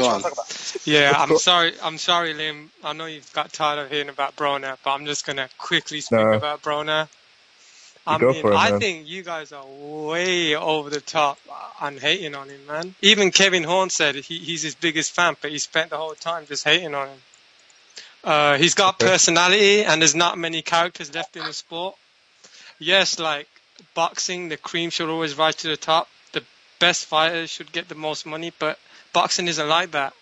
I find him way more charismatic than Floyd, who's compared to. Sometimes his shit is a bit corny, but every sport needs a few clowns, you know what I mean? And with him, like, calling out Matthysse, I mean, who would you guys pick to win, Matthysse or Maidana? I would pick Maidana, and I thought Broner won about 4 or 5 rounds against Maidana. Yeah, but I feel the same. That comparison, though, I mean, like I said, like I don't disagree with you, Jazz, but don't you think Mathisse's style gives Broner more problems than Maidana's? In what way? I just think Matthysse, when he's fighting a guy who he doesn't really have to respect, I think he's more aggressive than not more aggressive than Maidana, but I think he's more accurate with his punches, you know? Yeah, but the Maidana's punches, they're good against the shoulder roll because he throws the punch to the temple, and Broner's open for that shot. Yeah, that's fair, but the only thing I say is, I don't know, man. I just think Matthysse eats him up, and to me, Jess, like the only reason why I don't like his whole attitude is because his past 2 fights, he fought Emmanuel Taylor and Carlos Molina. Like if you talk all that shit and you fight top-notch opposition, then I respect you. But if you're gonna fight just these level of fighters, but who fights after getting beat up like he did against Maidana? Who comes back and fights a really tough fight? Yeah, but so then are you justifying the Carlos Molina type of fighter then? No, that's terrible. Yeah, that's pretty bad. But he fought Maidana. I think if you would have fought this level of a fighter instead of first fight back, it would have been all right, you know. And then by his second fight, he was fighting somebody better. You know what I mean? Yeah. Good You point, guys, Kevin. fair enough. And just before I go, why are you leaving so early, man? I want you guys to finish talking about Floyd. But the Gonzalez fight, I thought Nioto's been over the top when he said last show he's top 3, but dude, that guy is sick. He's like an all-round fighter. He's insane. I couldn't believe that. His chin's good. His jab's good. His jab's good. His power is really good. He throws combinations. He reminds me a little bit like his mentality is like cerebral. Yeah, he's insane. He's got power in both hands as well. Why don't you talk about Maidana versus Floyd though? Oh man, because I hate Floyd, but he's gonna win. he's gonna throw more combinations, and in the center of the ring, he's gonna move his hands more, and that will like occupy Maidana. And he's gonna jab to the. He has an excellent jab to the body, like the best one. What makes you think that Maidana's gonna let him stay in the middle of the ring for him to throw punches? Yeah, but Floyd's gonna throw more combinations. You know what I mean? Yo, Maidana can't be like charging forward. Just. Maidana has the blueprint. Maidana has the blueprint, just. We don't know. What did you guys think about them talking about strategy openly, the Garcia camp, then when they were reviewing the tape? Jazz, it's funny you said that because I don't know if someone brought it up on the Boxing Voice or if it was Twitter where it said, yeah, Floyd's a producer on the show. What makes you think he's not getting all the tapes and watching all Maidana's sparring and training anyway? No, but Kev, they can still control which part of the sparring they want to be filmed because it's up to your discretion still. You can't just walk in there and say, yeah, I'm the producer, I want to tape all of your sparring. Nah. Well, and here's the thing. I don't think it matters much anyway because Maidana can only do one thing and he's going to do that one thing. It's a matter if he can do it better or not. That's exactly what I was going to say, Kevin. The thing is, I don't even think it matters if Floyd knows, quote unquote, what's coming because the thing is, Maidana is chaos, man. He's just pure chaos. He's going to throw whatever, whenever, however. He's just going to throw. He's almost like George Foreman. He's just throwing punches all over the place. He doesn't give a shit where and when it connects. And so Mayweather always relies on timing. And normally he's willing to kind of like trade a little bit with an opponent because he feels like, even if he gets, grazed, it's not really going to hurt him. Against Maidana, I think it's a little bit different. I think he's a little bit hesitant to really like throw while Maidana's throwing. And that's why we really didn't see that much of it in the first fight. And I really don't think we're going to see it much again because I think Floyd, with all of his antics regarding the gloves and everything, and I say this as a guy that's always been a big like Floyd defender, I think he's legitimately, a little shook of the possibility of Maidana clipping him. Yeah, I just think Floyd's turned into a fucking diva. He's a fucking bitch nowadays. But the only thing I'm worried about is Kenny Bayless. How much of impedance is he going to be in this fight? I think he's. I think that's a good point because when you look at the second half of the fight, or even like from the fifth round on, after Floyd got cut, he started holding right away and basically screaming for Weeks to break him up. You know what I'm saying? And Weeks was listening to him and started breaking him really quick. So if you're not going to let Maidana work while they're maybe tied up with one arm and one arm free and give him a chance to work to get out of it, then Maidana's got no chance. Because I don't care what Floyd said. Floyd didn't choose to get bum rushed against the ropes for 4 or 5 rounds and not be able to move. That was Maidana, Yeah, no. The thing is, Maidana was starting to gas out around that time, though, too. So, I think part of that was on him. Because I think you think he was allowing the holds instead of fighting out of him? To a certain degree. I think it wasn't necessarily that he was allowing it, but that he couldn't necessarily help it every single time. He had some moments where he was winded while the holding was going on, so he wasn't able to really amp up and keep his hands moving. But if he's able to do that and he's able to fight out of those clinches, then I don't think Floyd is going to be able to pull off that type of a tactic. And I've never necessarily known Kenny Bayless to be, a lapdog for any fighter. So, we have yet to see what goes on. Man, if I'm Garcia's team, I just try to, make Kenny Bayless get some food poisoning and just fly Steve Smoker out to Vegas the week of the fight. try to get Steve Smoger in there at all costs. Because if Steve Smoger ref that fight, I'd pick Maidana. Nah, Smoger's a New York ref, man. Ah, damn it. Yeah, they bring him out here sometimes though, to the west. Oh, do they? They bring him out. Yeah, he's been on the west side for a few fights. I think he was didn't he do Ward versus Dawson? Yeah, he did. Oh yeah, yeah, you're right. Yeah. Cool. How many pay-per-view buys do you think this will do? 900. I think it'll do more than last time. I mean, I have no idea what it did last time, but I think it'll do more. I think it does the same. I think I agree. 900. That's not good. I don't see anybody who didn't buy it is going to say, "Oh, now I have to buy it." To be honest, I think they'll be more likely to go to a friend's house, but I don't think there's going to be more than maybe 50,000 more buys. Yeah, I don't live over there, but I get the. I think that they're plugging it more because I was watching Red Zone yesterday and I saw advert for it on the fucking Red Zone. Nice plug there. Yeah, shout out to Red Zone. Yeah, but they always had, like, even last fight, they always had advertisements, and when you go on demand, there's always a section for Floyd's fights. So I don't think there's any more push. Actually, I think they did more of a push, obviously, during the media tour, and they had a couple more stops and they put more into it. But I think they obviously lost a lot of money last fight, and I think that's evident this fight. That I think there's one less All Access episode, and I don't know that they're planning on doing more money than, they don't have the huge undercard anymore. Well, they're spending as much as they did last time, and I don't think they plan on getting anywhere near $1 million. They already came out and said we're not going to share pay-per-view numbers. So, I don't know. I think it did even worse. I think it did maybe 850 at the most, 800 last time. So I don't know. Yeah. I mean, I think pretty much from the first fight is what's selling the second fight. The people that watched and heard about and the ruckus from the first fight, they were already going to be sold yes or no on the second fight from that point. So I mean, now it's pretty much just riding off of that. What were you going to say, Roos? I thought I heard Mal's voice. Is he in the chat? Yeah, I wanted to get to Mal. Yeah. Mal, where you been? Mal. We need you to make a prediction, man.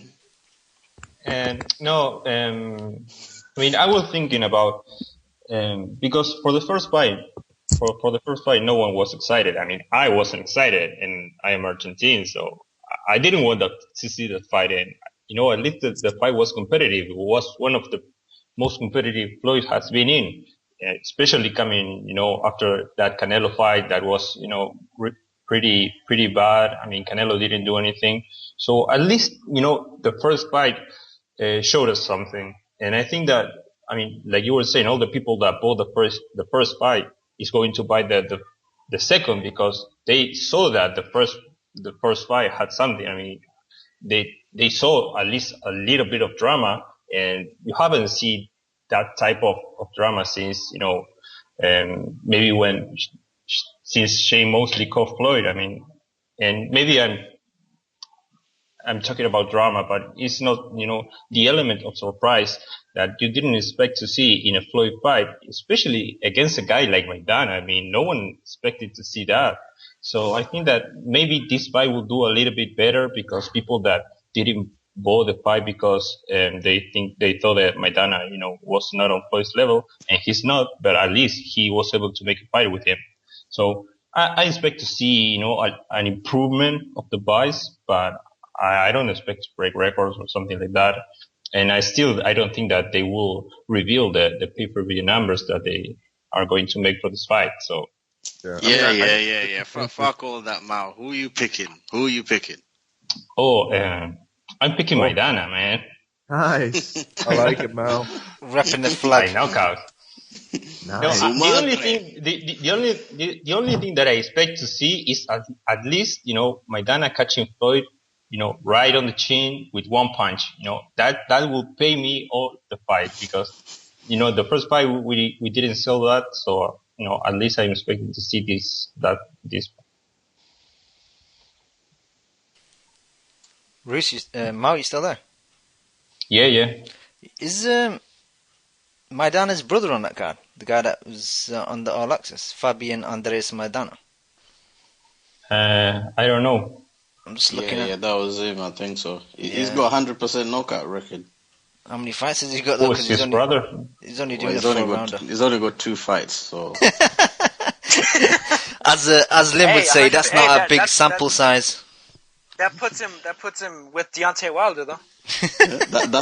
That's the real little bro, man. Nah, you're actually wrong, Roos. He's got a 50% knockout. Is it? Oh, shit. Oh, shit. 2 wins, 1 by knockout. But, guys, let's get to predictions then. King J, you still on the line? Yeah, but I'm a little busy right now. I'll come back. Alright, Jay. Dan, I'm presuming you're going for Floyd? No, I got Maidana. Seriously? Mm-hmm.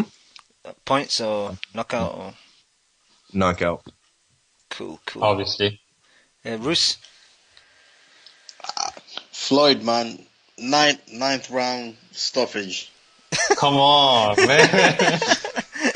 Roos. No one has ever stopped Maidana. I mean, why are you picking Floyd by Roos knockout? is drinking, man. I think Maidana's gonna quit, man. Maidana's gonna quit. Okay. Ski Mask? Yo, I think I got Mayweather, man. To be honest with you, but I wouldn't mind seeing fucking Maidana just knocking the fuck out of Floyd, man. That would be pretty good. I got Angulo on the undercard. I have John Molina.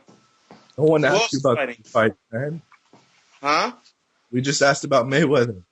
Oh, well, I got Mayweather, man. Kevin? I got Chino by split decision, and he scores a knockdown. Damn, I would see that. Ari? Yeah, I got Floyd by points. I think he'll not be on the ropes as much as he was the first fight in the first 6 rounds. I think it'll be more like the second half. But he should be planning to keep it in the middle, innit? Yeah, I got Floyd by split decision. I got it a close fight like the first fight, but maybe even more close, a bit more controversy than the first. Yeah. Let's get to the undercard. It's not the greatest undercard. We've kind of discussed this over the weeks. Hey, you didn't ask me. Oh, sorry, Nota. Go ahead.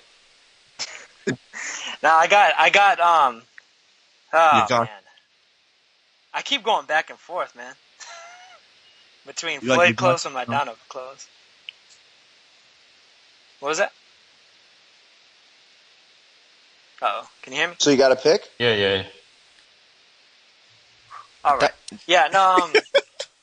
Yeah, you know what? I think if all else fails, I think Floyd is gonna get it. Like he's just gonna nick it. It's gonna be like 115, 113 on either side, and then like 114, 113 or some shit. You know what I mean? But I mean, I could definitely see Maidana taking him out, though, man. I could definitely see it. I see a little bit of Tarver Johnson Jones type deal here. See a little. Yeah, You know the what? second fight too. I've got theory. You know, everyone's saying they're not really impressed with their All Access, but I feel like most people here, they're going back and forth because, just by what they've seen in their All Access, but then they're saying All Access. To be honest, is everyone not didn't that. really say that, Roos. It's just really me that said that, to be honest.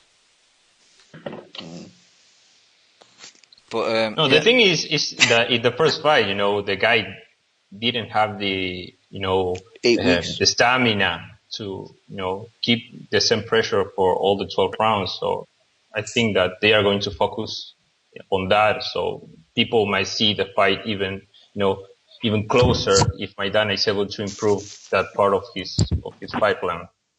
I think it makes a difference that Floyd took so long to announce the fight. Chino was waiting on the birth of his child, and he ends up with a 5-week training camp to prepare for a guy like Floyd. That's a good And point. then Ariza had him coming in heavy. I think that makes a big difference. If he comes in a couple of pounds lighter and he had a full 8 weeks of training, I think that makes a difference. I just do, and I don't buy that Floyd fought this way for the fans and that he's going to be able to stay in the middle of the ring while Chino's putting that pressure on. And to Lim's point, I think it goes down to and especially for the a fighter ref breaking the holds. Yeah, and especially for a fighter like Maidana, it makes a difference. The training camp type of thing, the conditioning and all that stuff. For some fighters, it's not as big of a deal. For him, it's probably the biggest deal. Yeah. Anything else left on this Floyd prediction before we move on? I don't know. I might change my prediction before the fight even happens, man. just put it on Twitter. Yeah. But Yo, you back, King J? Hey, I'm outside a little bit, but I just want to say I'm going Maidana, man. I'm going Maidana on this one. I was chatting with Kev a little bit on Twitter about it, and I think it would have been a little bit different, had Mayweather really beat the fuck out of him to the point where Maidana respected him, but fuck no, man. He didn't give no fucks all the 12 rounds, man. And it's like Mayweather tries to keep convincing himself, I let it happen. He didn't let that shit happen, man. And I don't know, it's something about that where he just keeps trying to convince people that he let it happen, and he did not let that shit happen, man. And I just think that if he would have Maidana would have been a little bit more prepared, placing his shots a little bit better and stuff, he would have done a better job. And even then, he did a good job. So I'm going Maidana knockout. Good pick, King J. Good pick. Where you at? A street race or something? Loads of loud cars in the background. Floyd finally loses 2 rounds to a fighter, and everybody thinks he lost. But comes with the territory. The funny thing about it is a lot of the stuff that he's been saying is it's almost like he's trying to convince himself of it, as opposed to really believing it. Agreed. And a lot of the other all accesses and stuff, it seemed like he really believed all that shit. With right here, and the thing is, even when that scene where Maidana shoved Floyd, normally Floyd is the one that's getting under the opponent's skin. Maidana got under Floyd's skin. You could see it in his face. Yep. There's something there, man. Mayweather definitely felt the heat that first fight, and he doesn't like it. Agreed. Ski Mask, you mentioned Barro Angulo earlier. I just think it's a bit of a acclimatation fight to at 160. The undercard, the only person I'm really looking forward to is John Molina. I like John Molina, but the rest of the card's shit in my opinion, man. Actually, I think for Angulo it's a make or break fight, man. If you don't win this fight, then just retire, dude, because you weren't doing good at the lighter weight. Now you're moving up in weight, and against an opponent I'm not 100% sure how good he is, but if you can't beat this guy, then fuck, dude, you should just throw the towel, man. You got to think about Rebecca, you know what I mean? No, that's a good point. I'm not seeing this. His opponents. I was going to say, I've not seen this James De La Rosa before. He's 22, 30 knockouts, 2 losses. I think it may be a tough fight. Obviously, the powers may not be an issue, but it depends if the guy's got good movement. But like I said, I've not seen him fight. Journeyman. He's 26. He's not really a journeyman. He's a pretty good fighter. I mean, his 2 losses, they weren't wide or anything. He's an okay fighter. He's he's one of those type of good step ups to the next weight type opponents. What would you guys think? I'm expecting, in my opinion, Angulo's been draining himself for about 5 years now to make 154. At 162, he's not going to be drained at all. He's going to be a fucking vicious savage beast, and he's going to be an animal in there and tear this dude in half. And it don't even matter if this dude could be a straight up world champion, he would tear him in half because Angulo, when he's on his game, like James Kirkland, when they're on their game, they're animals in there. They're coming to take your soul, take your heart. He almost took Lara's heart. So I mean, I'm expecting him to come in there and just level this guy, man. Sheer annihilation. Yeah, there we go. If let's say if he does knock him out, right? Will people be like, whoa, he's fucking back? Or is this just we're just testing the waters right now type of thing? I guess it just depends on how bad he beats the other guy, right? Basically, yeah. Yeah, pretty much. Beat him to Golovkin. Beat him to Golovkin afterwards. And let's get career and your impression. Yeah, I'm sure they'll look to do that too, though. I don't think Angolo's that good. Yo, but yeah, actually, I was going to say the same. Why do you, keep saying this about Angulo? Like he's on Kirkland level that if he really wants, he can take anyone of a fight. I don't think that the guy is an animal. I think that he has good resistance, a good style to fight, certain type of fighters, but he doesn't have power. He doesn't have defense. He doesn't have many things that Kirkland has. He doesn't have power, yet he dropped Lara twice. Lara's but shaky. Lara's always been shaky. Yeah, his defense does suck. Wait, when did Alvarez drop Lara? When did Alvarez drop Lara? He didn't drop him. No, he didn't. Okay. But Lara's always been shaky. Okay, then. So you're gonna use one fight to show me that he's not shaky? When has Lara when else has Lara been dropped? I don't know, but he's always looking shaky in every fight he's been in. Yeah, I think that he was more aware of Alvarez. Power than Angulo, because when he was caught, he was like doing some smallest changes with Angulo, and Angulo was able to to find the right place, and he connected a lot. But I don't think that it was because he had power, because if you see where the punch landed, it was in the perfect spot. And Canelo never landed that type of punch on Lara, so obviously he was not going to drop him. You say Angulo looked like an animal in that Lara fight, and yet he got stopped. And I know that's not I know. Well, I wasn't referring to that fight when I was calling him an animal. I know I can't use that as an umbrella statement, but I'm just saying, what's Angulo's best performance? What's his one notable win on his career? He definitely didn't look like an animal against Cintron. I don't know. Yeah, that's a fair point in terms of the on paper thing, but there have been times where I've seen him just eye test wise, and he's ripped some of these guys to shreds. And James De La Rosa to me is on the level of like a Joel Julian, so I'm expecting a beautifully destructive performance.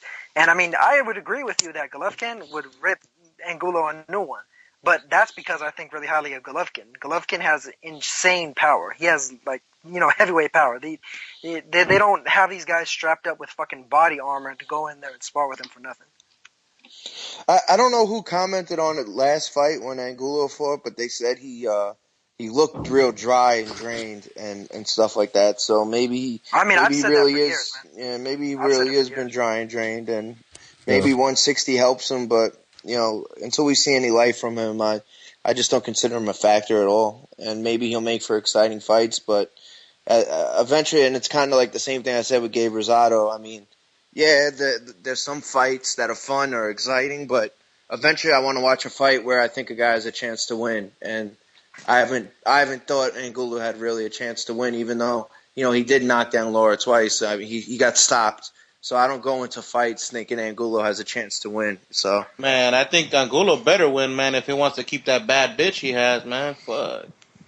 Or else that bitch is gonna take the high straw. Yeah, you see it. I've seen her quite a lot in the background of a few fights, man. She's quite nice. But the rest. I see you guys' points. Though. Angulo and Kirkland both. They're pretty much in the same boat. They're really inconsistent, and they're pretty much B-level type fighters. They're kind of like how I was talking about Broner earlier. They're exciting fighters to watch. As long as they're on their game. If they're not on their game, they're just wide open targets to get smashed on. But I think Angulo has been draining himself like nobody's. Say what? Oh, Canelo Kirkland. No, go ahead. Yeah, go ahead. No, I'm just saying, like the two of them, both of them to me have been draining themselves like crazy. I've seen the and heard a lot of the stories from both of them just trying to make weight and trying to cut down, and then them they'd be weighing like 20 pounds heavier on fight night, supposedly, and then yet they look dry as hell in the ring. They look dry as a bone. They look like they have no water in them at all, even though they're supposedly rehydrated all this weight. It's crazy to me. So to me that has all the looks of somebody that's drained. If we finish the subject, anyone want to talk on Leo Santa Cruz or Miguel Vasquez, Mickey Bay, or Humberto Soto, John Molina? I've not really got much to say, man, to be honest. Well, Vasquez Bay, I think, is probably in terms of ranking, probably the closest fight of that bunch. in terms of ranking. I mean, outside of Angulo De La Rosa, I'd say that's like probably a little bit closer in ranking. How does Bay get a title status. shot? But That's what I want to know. 3 fights ago, he gets knocked out by Molina, and then he fights Herrera, who's not a very good fighter, and gets dropped by Herrera. So they feed him even a guy who's even weaker the next fight, which he knocks out, which is what he's supposed to do, and now he has a title fight? That's what happens when you're in the money team. TMT, and maybe I'm baby. just blinded by my TMT hate, but I just don't think he deserves a shot. But I think he has a chance to win the fight. Well, I mean, it does seem crazy that, you know, that the guy that got knocked out in the fight between him and Molina is the one that's above him in the card. Good point. That has the higher status in the card. But yeah, I mean, I think there's a possibility that Bay might be able to make this an okay fight because he has the hand speed, he has some of the closing speed, and he might be able to get off some good work against Vasquez. But the thing is, Vasquez is he's such a spoiler, man, and the thing is, I have yet to really see. I mean, there's only been a couple of fights really where Miguel Vasquez has been kind of pushed to any certain degree offensively. I mean, most of them he's pretty much shutting a guy down.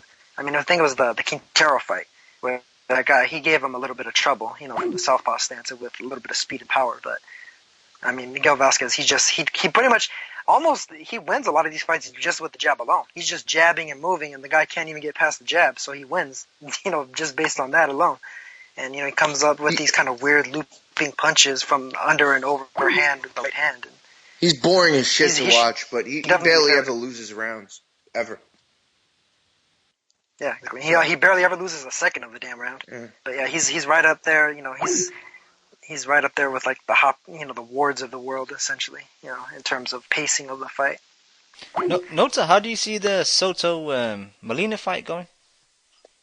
You know, I think that'll be exciting. Soto's always been a kind of a stand and trade type guy.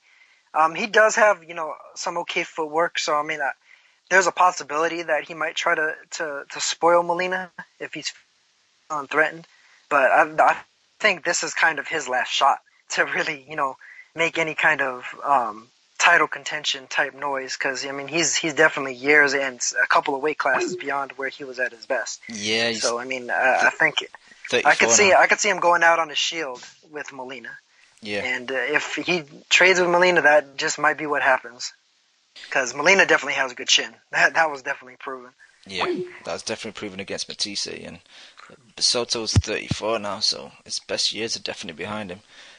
Guys on the line, anyone else want to speak on this? Ari, Roos, Mao, Dan? They might lose some of the people that buy the pay-per-view off that Vasquez fight, man. They might fall asleep and wake up at like 5 a.m. I'm not even joking. I've tried to watch that guy before, and he sent me asleep a couple times. Yeah, but that's all I gotta say, because that undercard shit. Yeah, it's shit. That's why I think the passion in our voice has been lost when we're talking about this undercard. Anyone else? I'll take that as a no. We got a card on the same day. Well, obviously different time zone, different country. It's in Manchester, my hometown.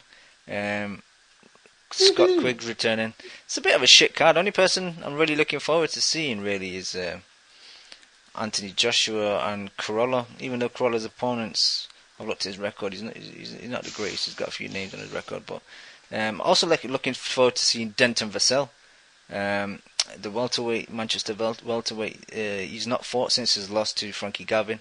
Gavin broke his jaw. The doctor stopped the fight. But yeah, I like Denton Vassell. He's a decent boxer. Obviously, Quigg's opponent, Stefan Jamoy, is a replacement. His original opponent, the Namibian Palus Mbundu, pulled out through injury. So it's another late replacement. I think his last fight in April was a late replacement as well. So I don't know what his opponents are doing, getting injured before fights. But Ari, we were talking in the Skype chat about Quigg and Frampton. Frampton called Quigg out in his post-fight interview. A lot of people saying, oh, it should happen in Belfast, or because Frampton's the champ, or it should happen in Manchester because of the capacity of the MEN arena. Like, What's your thoughts? It doesn't really matter where it is. Frampton's going to have more fans because Quick can't even sell out. I don't think Quick will be able to sell out his living room, to be honest. That's a bit harsh, man. Nah, man, come on. This guy, he's got they say it's a world title, and sometimes he's not even the main fighter in the bill. It was kind of funny that Frampton kind of mentioned that he's got the legit title. Sorry, no. But what about the UK fans, though? They're not rocking with him, man.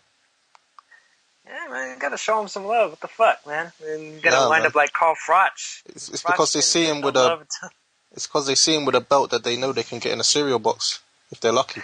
Yeah, you got to collect 3 coupons and send in £5 and you can get that belt. No, but for real, the thing about Quick, is Quick even super bantamweight? This is like the 3rd fight in a row. The guy's fighting a bantamweight, man.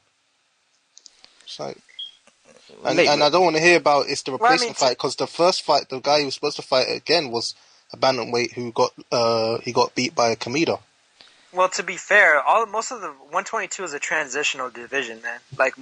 Past few years, most of the big stars, even at 122, have been guys that have come up from smaller weights: Mares, Broner, Agbeco, etc. Yeah, man, I don't know. I don't really care about Quick, to be honest. Yeah, Anthony Crolla's on that as well. I think I mentioned that before, but Crolla. He's versus Diaz, Diaz who used to be a champ, wasn't he? At super feather. I think so. I'm not 100% sure about his record, but Nota, you know. Come on, Nota. Gamalai Wait, Diaz. say that again? Who are we talking about? Gamalai Diaz. Oh, Gamaliel Diaz. Platano. Yeah, I know that dude. Who's he fighting? He's fighting my boy Anthony Crolla. Well, I mean, the thing is, Diaz, I haven't actually seen him in a couple of years, man. He was a pretty good fighter a couple of years ago, but I mean, I'm guessing they're pretty much bringing him in as an opponent because they feel like, he's gonna get chopped up. You know what I mean? The last time I saw him, he got knocked out by Takashi Miura. Yeah. At 130 for Miura's belt. Yeah, 2003. 13, sorry. Yeah, But yeah, he had been knocked out by Guerrero, Soto, Linares. Yeah, he got knocked out by all those guys. So I mean, hey, if this guy stops him, I mean that's not a bad comparison. But I mean, even though Diaz isn't quite on that level that he was those years back. I can't see Crolla stopping him, to be honest. Crolla's not really got that power, but well, he stopped Murray. Yeah, but Murray kind of gassed as well, didn't he? Yeah, to be honest. But I don't know, man. It's just these Manchester cards are always shit because these guys have, and I'm going to call them out. These guys have got Gallagher as their trainer, and he doesn't want to give any of these guys tests unless it's a massive fight. You love shitting on Gallagher. Any chance you get, man, you just shit on Gallagher. Him, man, because we got bullshit cards again, man. Okay. You're saying bullshit cards. Who's on the James DeGale card? What James DeGale card? He's not on a card. Isn't he on? No, isn't he the fighting? London card. He's not on that no more. Who? Yeah, no, it's Anthony Joshua is the main headline, I know. Yeah. What is DeGale not on that card anymore? No. Well, maybe he might go back on it now because of what happened to Brooke. Because I think they were planning to put him on the Sheffield card. No, but what I'm saying is though, you're saying the Manchester cards are shit, but some of them. Come on, Cam. I know you're backing it because you're City, but these Gallagher cards, I'm going to call them Gallagher cards. That's all they are. They're shit cards, man. They're just showcase cards for Gallagher to keep continuing with his unbeaten record he's got that he loves. Because his guys haven't lost in a couple of years. I agree with you. Like this, I agree. Because you're not putting them in tough fights. Yo, I agree with you that this Manchester card isn't the greatest, but like there've been London cards that have been shit. So you just, you can't just say the Manchester cards are shit. O2 Arena, man. Come on. Selby's fight is bigger than anything that's on this card. You talking about Selby's in the final eliminator? That's on the London card. Who? Lee Selby. Yeah, but Lee Selby can barely sell out in Cardiff, man. No, he sells out. Don't try to shit on him now. Come on. Nah, man. He sells out, Cam. These guys, and you were talking about selling out. Why are they in MEN? They're not even going to sell out over 7,000. MEN holds 20,000. No, but with the MEN, even like the last fight in April, they just sold the lower half. You know, like the that's what they're going to do again. No, yeah, that's what I'm saying. But the lower tier is still about 10,000, so you can't really say 10,000. Sell out though. They're not going to sell out. Not 8,000, 9,000. That battle. If you look at Broner, he's a superstar in boxing in the sense of like personality, and he sold. This is different over here, Cameron. You know that. Don't try it. No, but 8,000. We sell out places over here. Yeah, true. But 8,000 is still a good attendance, though. You can't shit on that. Oh, I thought Quick was a world champ. I don't know, man. I don't even want to talk about this card, man. To be honest. All right. I don't think I even watch it. All right, you because we all know what's gonna happen. Yeah. Okay. You had some news in the chat, in the Skype chat, Harry. I can't remember. Oh, yeah. Apparently, the Warren doing what he always does. Respect to him that he's trying to get Korobov to come over, and he'll put that as Saunders versus Korobov for the vacant WBO belt as the co-main on the Fury Chisora fight in November. That's a good fight. Yeah, man. That's a good fight. I like that. That is Saunders a good stepping fight. up. We'll see what Saunders' level is. That is a good fight, man. And again, like you said, that's a typical. I mean, Korobov. I mean, I thought people were crazy for saying that. Like, oh my God, Quillen is ducking Korobov. I mean, that was a total business situation there. I mean, Korobov never was a threat to Quillen to me, but I mean, he's a fairly good fighter. So I mean, him against Billy Joe Santos, I see that as a fairly equal level of fight. You know, that's a good bout. It'll be a boxing match, and so I don't know. I'll be rooting for Saunders, but I'm not sure. This might. I don't know, man, because the way Saunders been looking sometimes stamina-wise, and the way he bloats up in between camps, that's the problem. Not that, you know what I mean? I know he's got the skills, but I don't know if he'll be able to go 12 hard rounds. But I need to see more Korobov anyway, because I've only really seen Korobov one time, and he sent me to sleep that time. Yeah, well, the thing about Korobov is he's a little bit of a plotter, a little bit of a plotting puncher. He doesn't really have a lot of volume, not a lot of stamina. I mean, he's not great. He's good. He's a decent fighter. I think Korobov's style is good for Saunders because I think he can just lower the work rate and just kind of, keep on outside. Yes, keep on outside, not use all his stamina. Just kind of pace himself throughout the fight. Because from what I've seen of Korobov in his last fight, it's like Ari said, he kind of put me to sleep. He wasn't quick. He wasn't. His feet were slow. Like really, I could see Saunders winning this and getting the vacant title. To be honest. High chance. Yeah, hopefully. High chance of that. Warren needs a champ. That's true. And just a quick mention of David Hay, Harry. Oh, fuck Hay, man. Just the news, man. Mention the news. No, you mention it. Well, basically, there's rumours about David Hay signing to Heyman and not being trained by his long-time trainer, whose name escapes me at the moment. Come and help me out, Harry. Booth. Adam Booth. There we go. Adam Booth. Yeah. I don't know if these rumours are true, but there's a lot of like big time boxing journalists have tweeted it out and mentioned it. So maybe there is a bit of a background to the story. I hope that's true, man. I've always been a big Hay fan, and I just want to see the motherfucker in action again. He needs to get back in there. And imagine Hay versus Wilder. That Heyman money, man, it makes you do funny things. The only thing though is like, would Hay like get attendances in America? Like, how would Heyman kind of like sell him? I think Hay. I think he's known over there. He's known. Hay has personality out the fucking door. Yeah, man. and it's heavyweights. I mean, some people look at him as a clown after the Vlad Klitschko fiasco, but I mean, still, he's. I mean, like, as much as people are giving, props to Shannon Briggs for being all, wilding out and everything, I mean, he does that, but he can do it a lot more subtly and more effectively.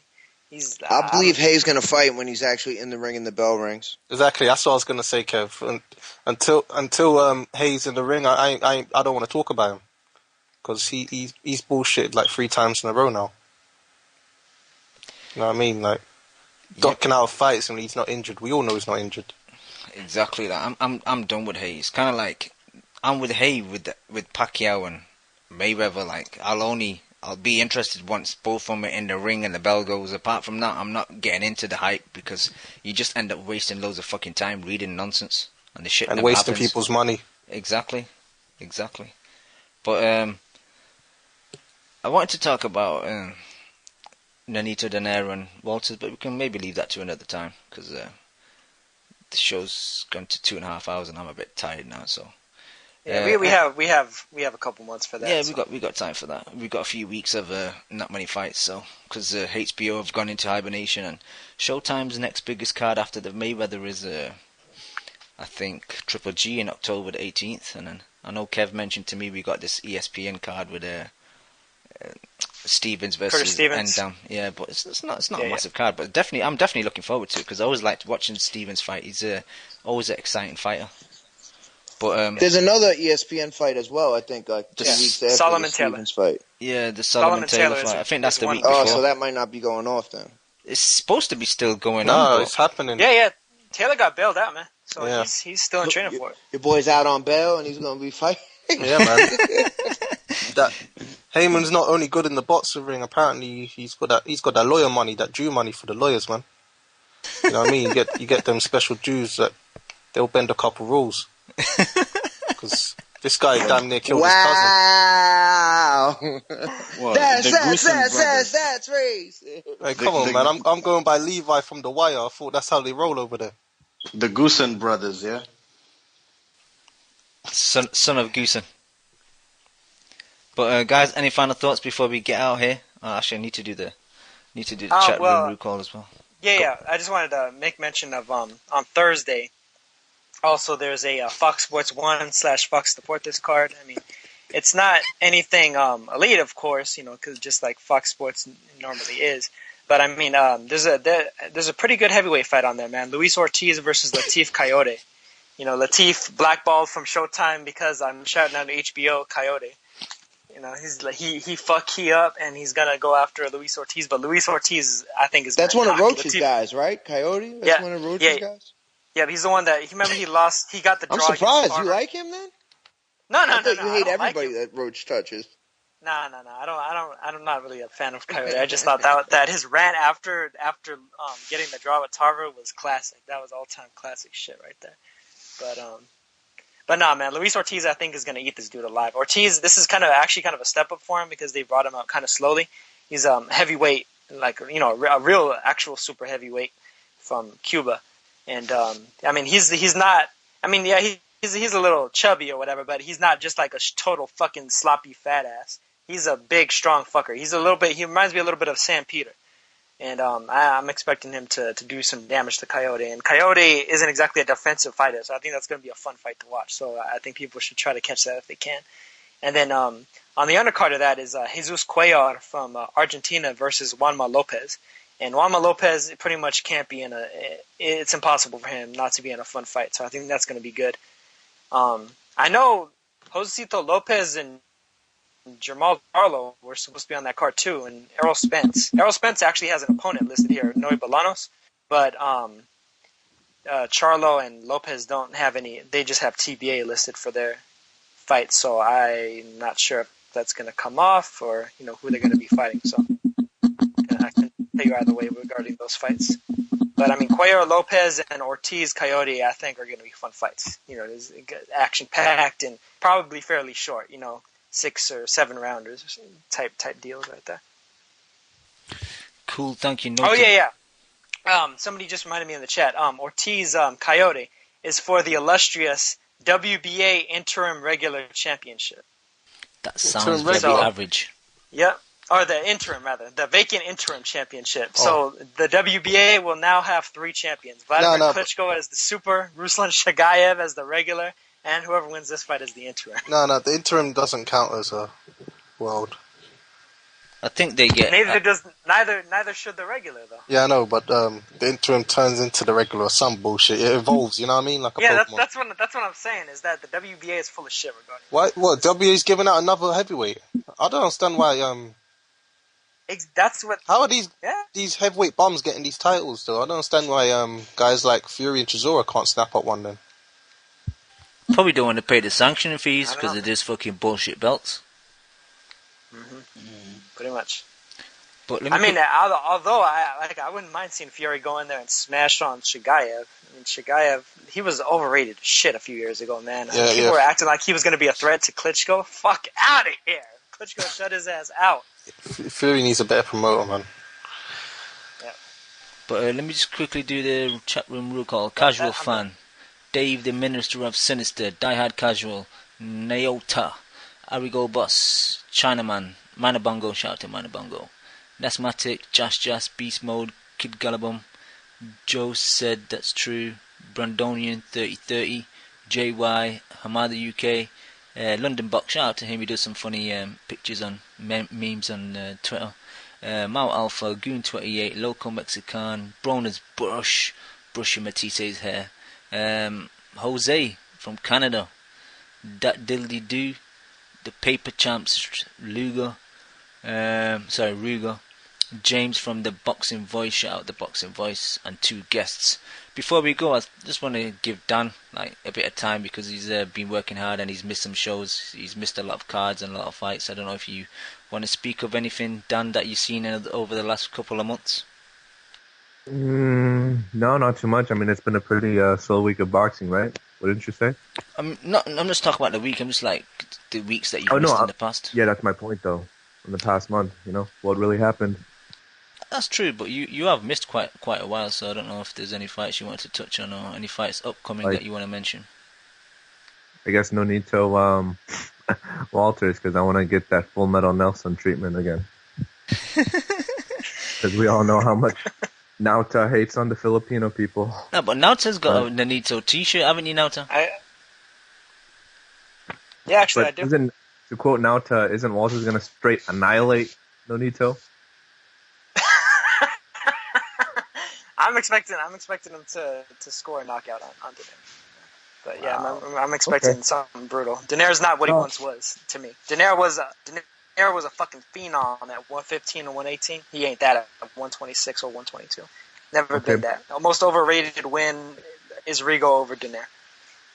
Okay, that's fair, but Rigo's a pound-for-pound fighter, and what has Walters done?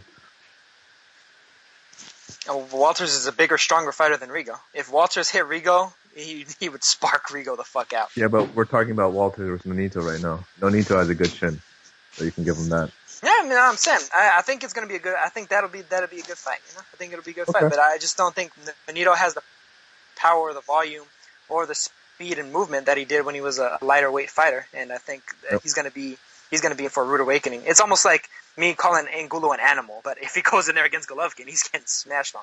That's how I see Donaire against Walters. Donaire would definitely pass his best in my opinion, and he has been for a few years now. Yeah, that's fair. To me, the only thing is people are rating Walters because he beat Darchinyan very impressively, and yet in the build-up of that Nonito-Darchinyan fight, everyone was crucifying Nonito because it was such a shit fight. Yeah, but Nonito was getting beat up for 8 rounds.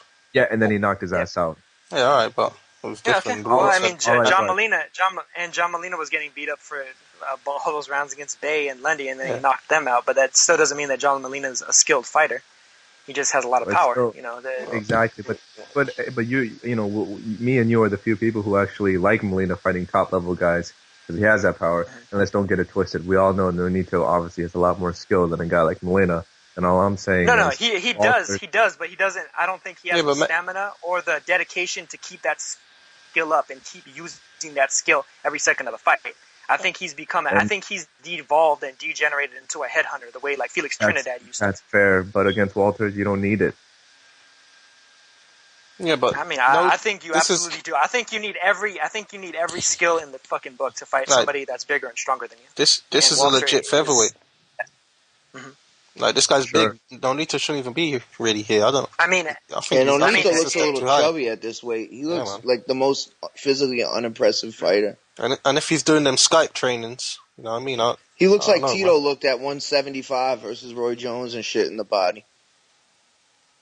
Exactly. I mean, and you know where I'm coming from, right, Kevin? Like when I say that, like Trinidad, he was more skilled and then like he devolved into a headhunter.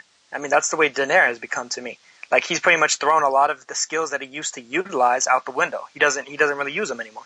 I mean, he might kind of have them muscle memory wise, but I don't think he's capable. I think people underrate Donaire because he's just not as impressive as he used to be. But and I think his dedication. I think people are right when everybody speculates about his motivation being low. But you know what I mean? Like if Walters beats Donaire, I view that as a huge win because Donaire is still at the top of the sport at that weight. Like I still feel. Oh yeah, no, I mean because outside of maybe Walters or Rigo, it's like who do you have beating Donaire? I just think it's funny though, man. Name-wise. I mean, people were fucking praising Walters for beating Darchinyan the fuck up, and then everyone was saying prior to that, Darchinyan is he's past it, and he's fighting in a weight class he has absolutely no business in. So which way are you going to have it? You can have it's because of comparison, man. Compare what Darchinyan and Nonito did, and compare that to Darchinyan. Okay, Walters. that's fair. But don't fans always say, oh, when Hatton fought Pacquiao, he was done, so they don't give him any credit for that win? Can't I make the same argument for Darchinyan? Yeah, you could. But no, I mean, the Hatton versus Pacquiao win is legit to me. I think that's fans legit might too. argue about that, but that's not me. I think only Floyd fans argue that because they say Hatton already lost. That's why. I don't know. Not many people would give Pacquiao credit for that fight, but I'm just saying, we all know Darchinyan doesn't even have any business at 122. All right, so I don't give any 126 credit for beating him. Yeah, Darchinyan was whooping Donaire worse than Rigondeaux. He wasn't whooping him, man. He was beating him. He wasn't whooping him. He was beating his ass. Darchinyan looked to me, in my opinion, he looked close to stopping Donaire. Donaire did not look anywhere close to being stopped against Rigondeaux. Yeah, I know, because Rigondeaux fought a different fight, different styles, but anyway. I thought he was trying to close the show in the last couple of rounds, but he didn't. Okay, all right. That fight isn't for a while, so we can discuss it later. Dan, just in the chat is asking, what's your thoughts on B-Hop Kova and Pac Algieri? I think Kovalev is going to win just based on activity. I think he might drop B-Hop. I think a lot of people don't give Kovalev credit just because, they think he's some crude come forward brawler. But he has, different dimensions to his game. He's a good combination puncher, and he's pretty fluid. And as long as he doesn't, go through that Beirut Shumanov type of style where he's just trying to find one punch at a time, I think he can win based on activity alone. And regarding Pac Algieri, I don't know, man. I just think it's a stupid ass fight for Pacquiao at this point in his career. I think Pacquiao could win based on activity, but I think Algieri can give him problems and just make it look really sloppy. Maybe like a Bradley Pacquiao #1, where Pacquiao just wins, but it's just, nothing. You don't get any enjoyment out of the fight, Yeah. Okay, guys, I think we'll call it a day. Lim, it's been nice having you on the show after a while. Thanks to everyone else that's called up. We'll be back next Monday to discuss the aftermath of the Floyd pay-per-view. Peace.